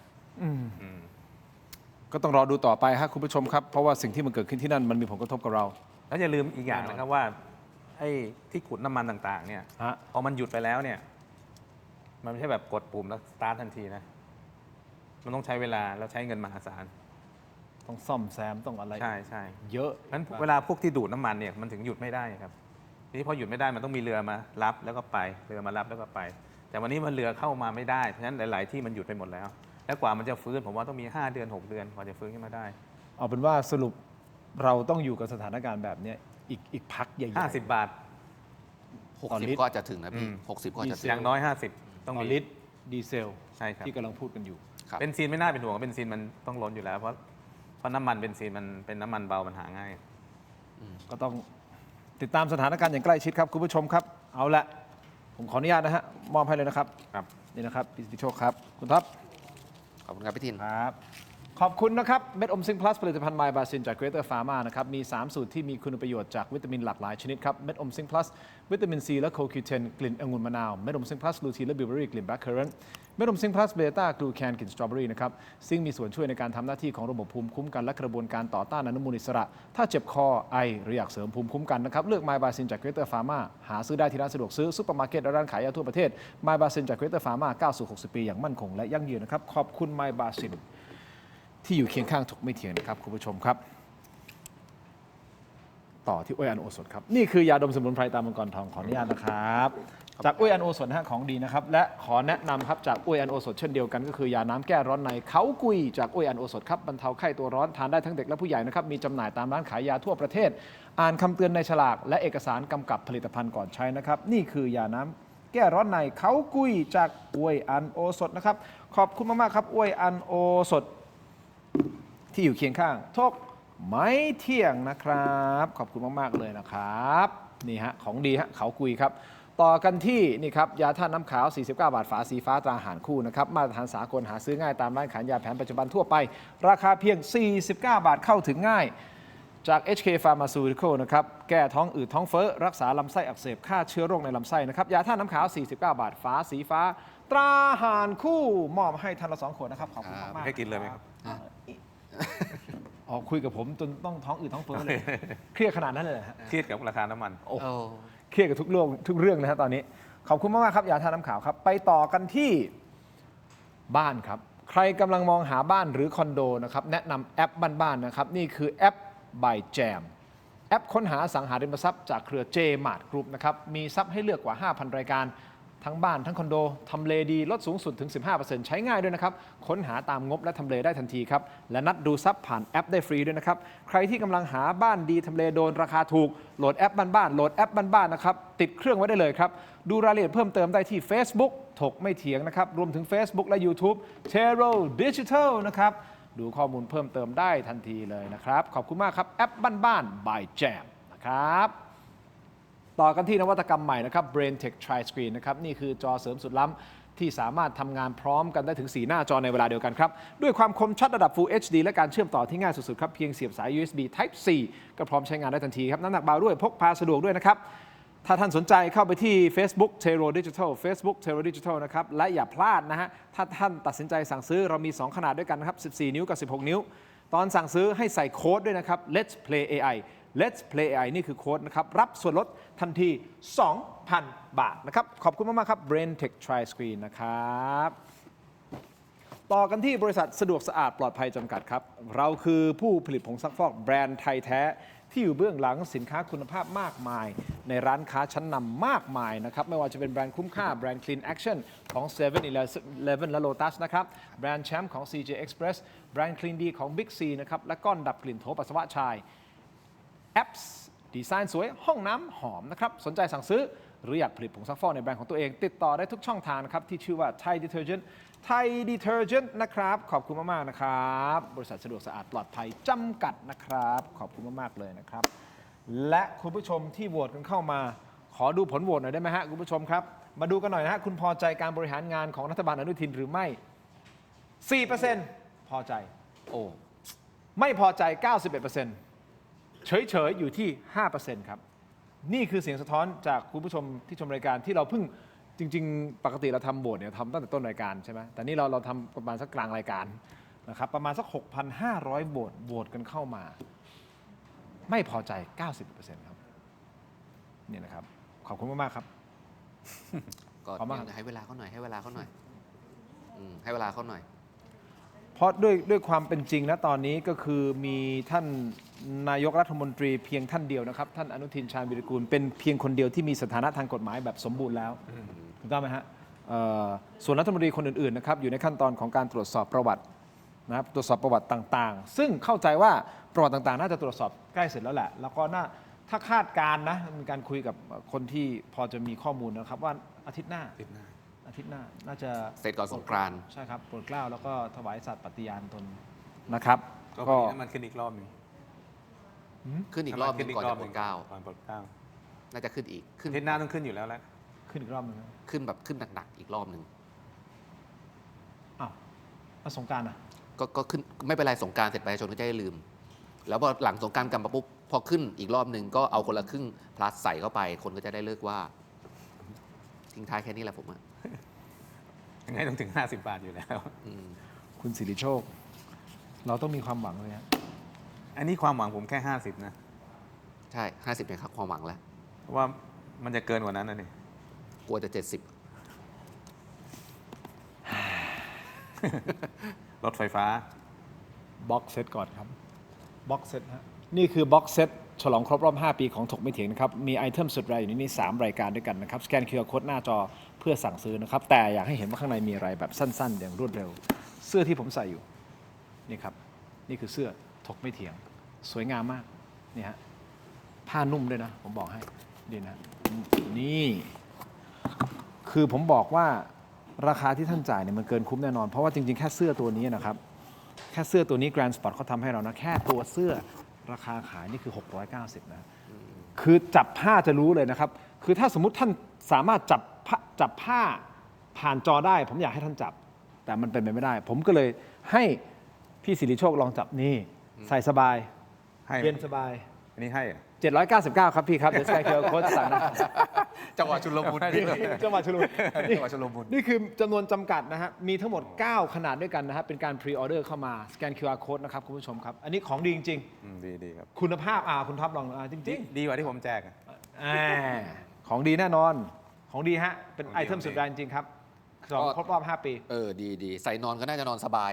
สบายเลย เผื่อ ฮะ ค่าไฟแพง จะได้ใส่เสื้อนอนได้สบาย มีลายเซ็นไหม อันนะฮะ มีลายเซ็นไหม ลายเซ็นของใครอ่ะ ก็เป็นบ็อกเซตไงแบบว่า อ๋อนี่ลายเซ็นอยู่นี่ อ๋อไม่ได้อยู่ที่เสื้อ แต่ว่าสามารถที่จะ request ได้นะเห็น เคย ทีมงาน แต่อย่าเซ็นเลย เพราะว่าเซ็นไปเดี๋ยวซักผ้าแล้วมันหลุด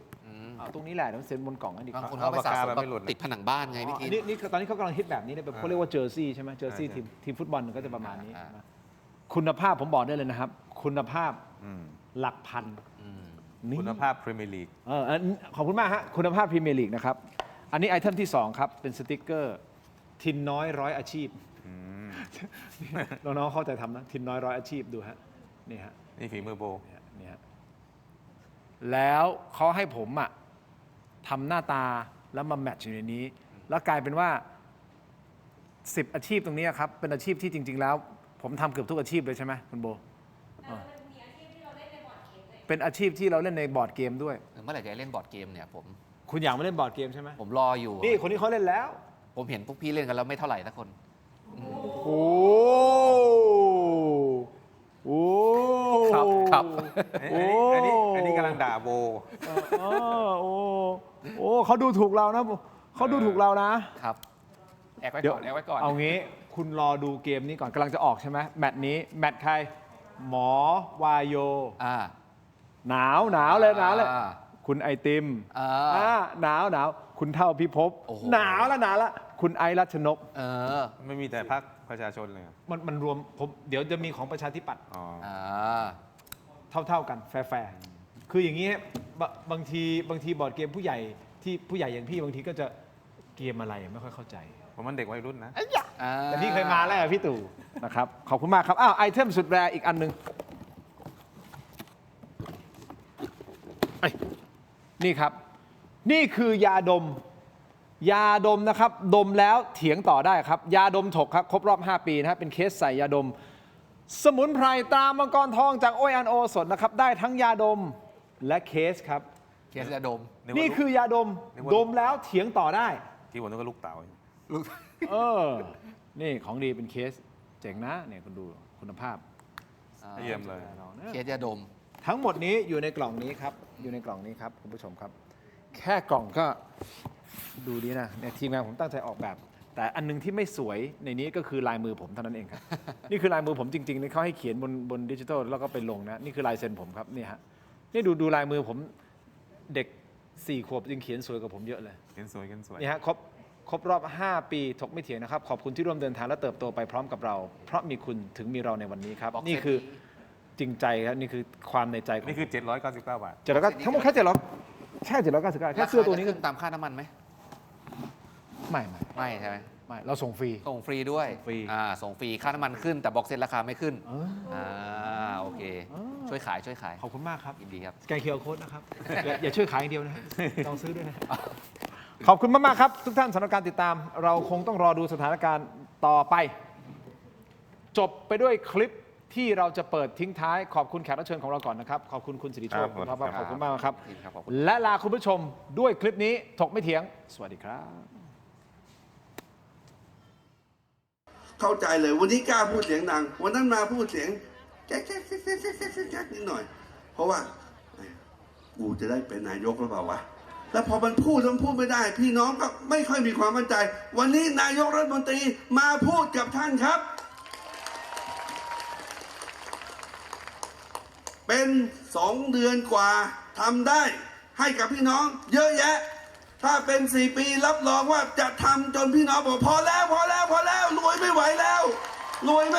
ไม่มีที่เก็บตังค์แล้วนะครับ เชื่อเถอะครับพวกผมทำได้นะ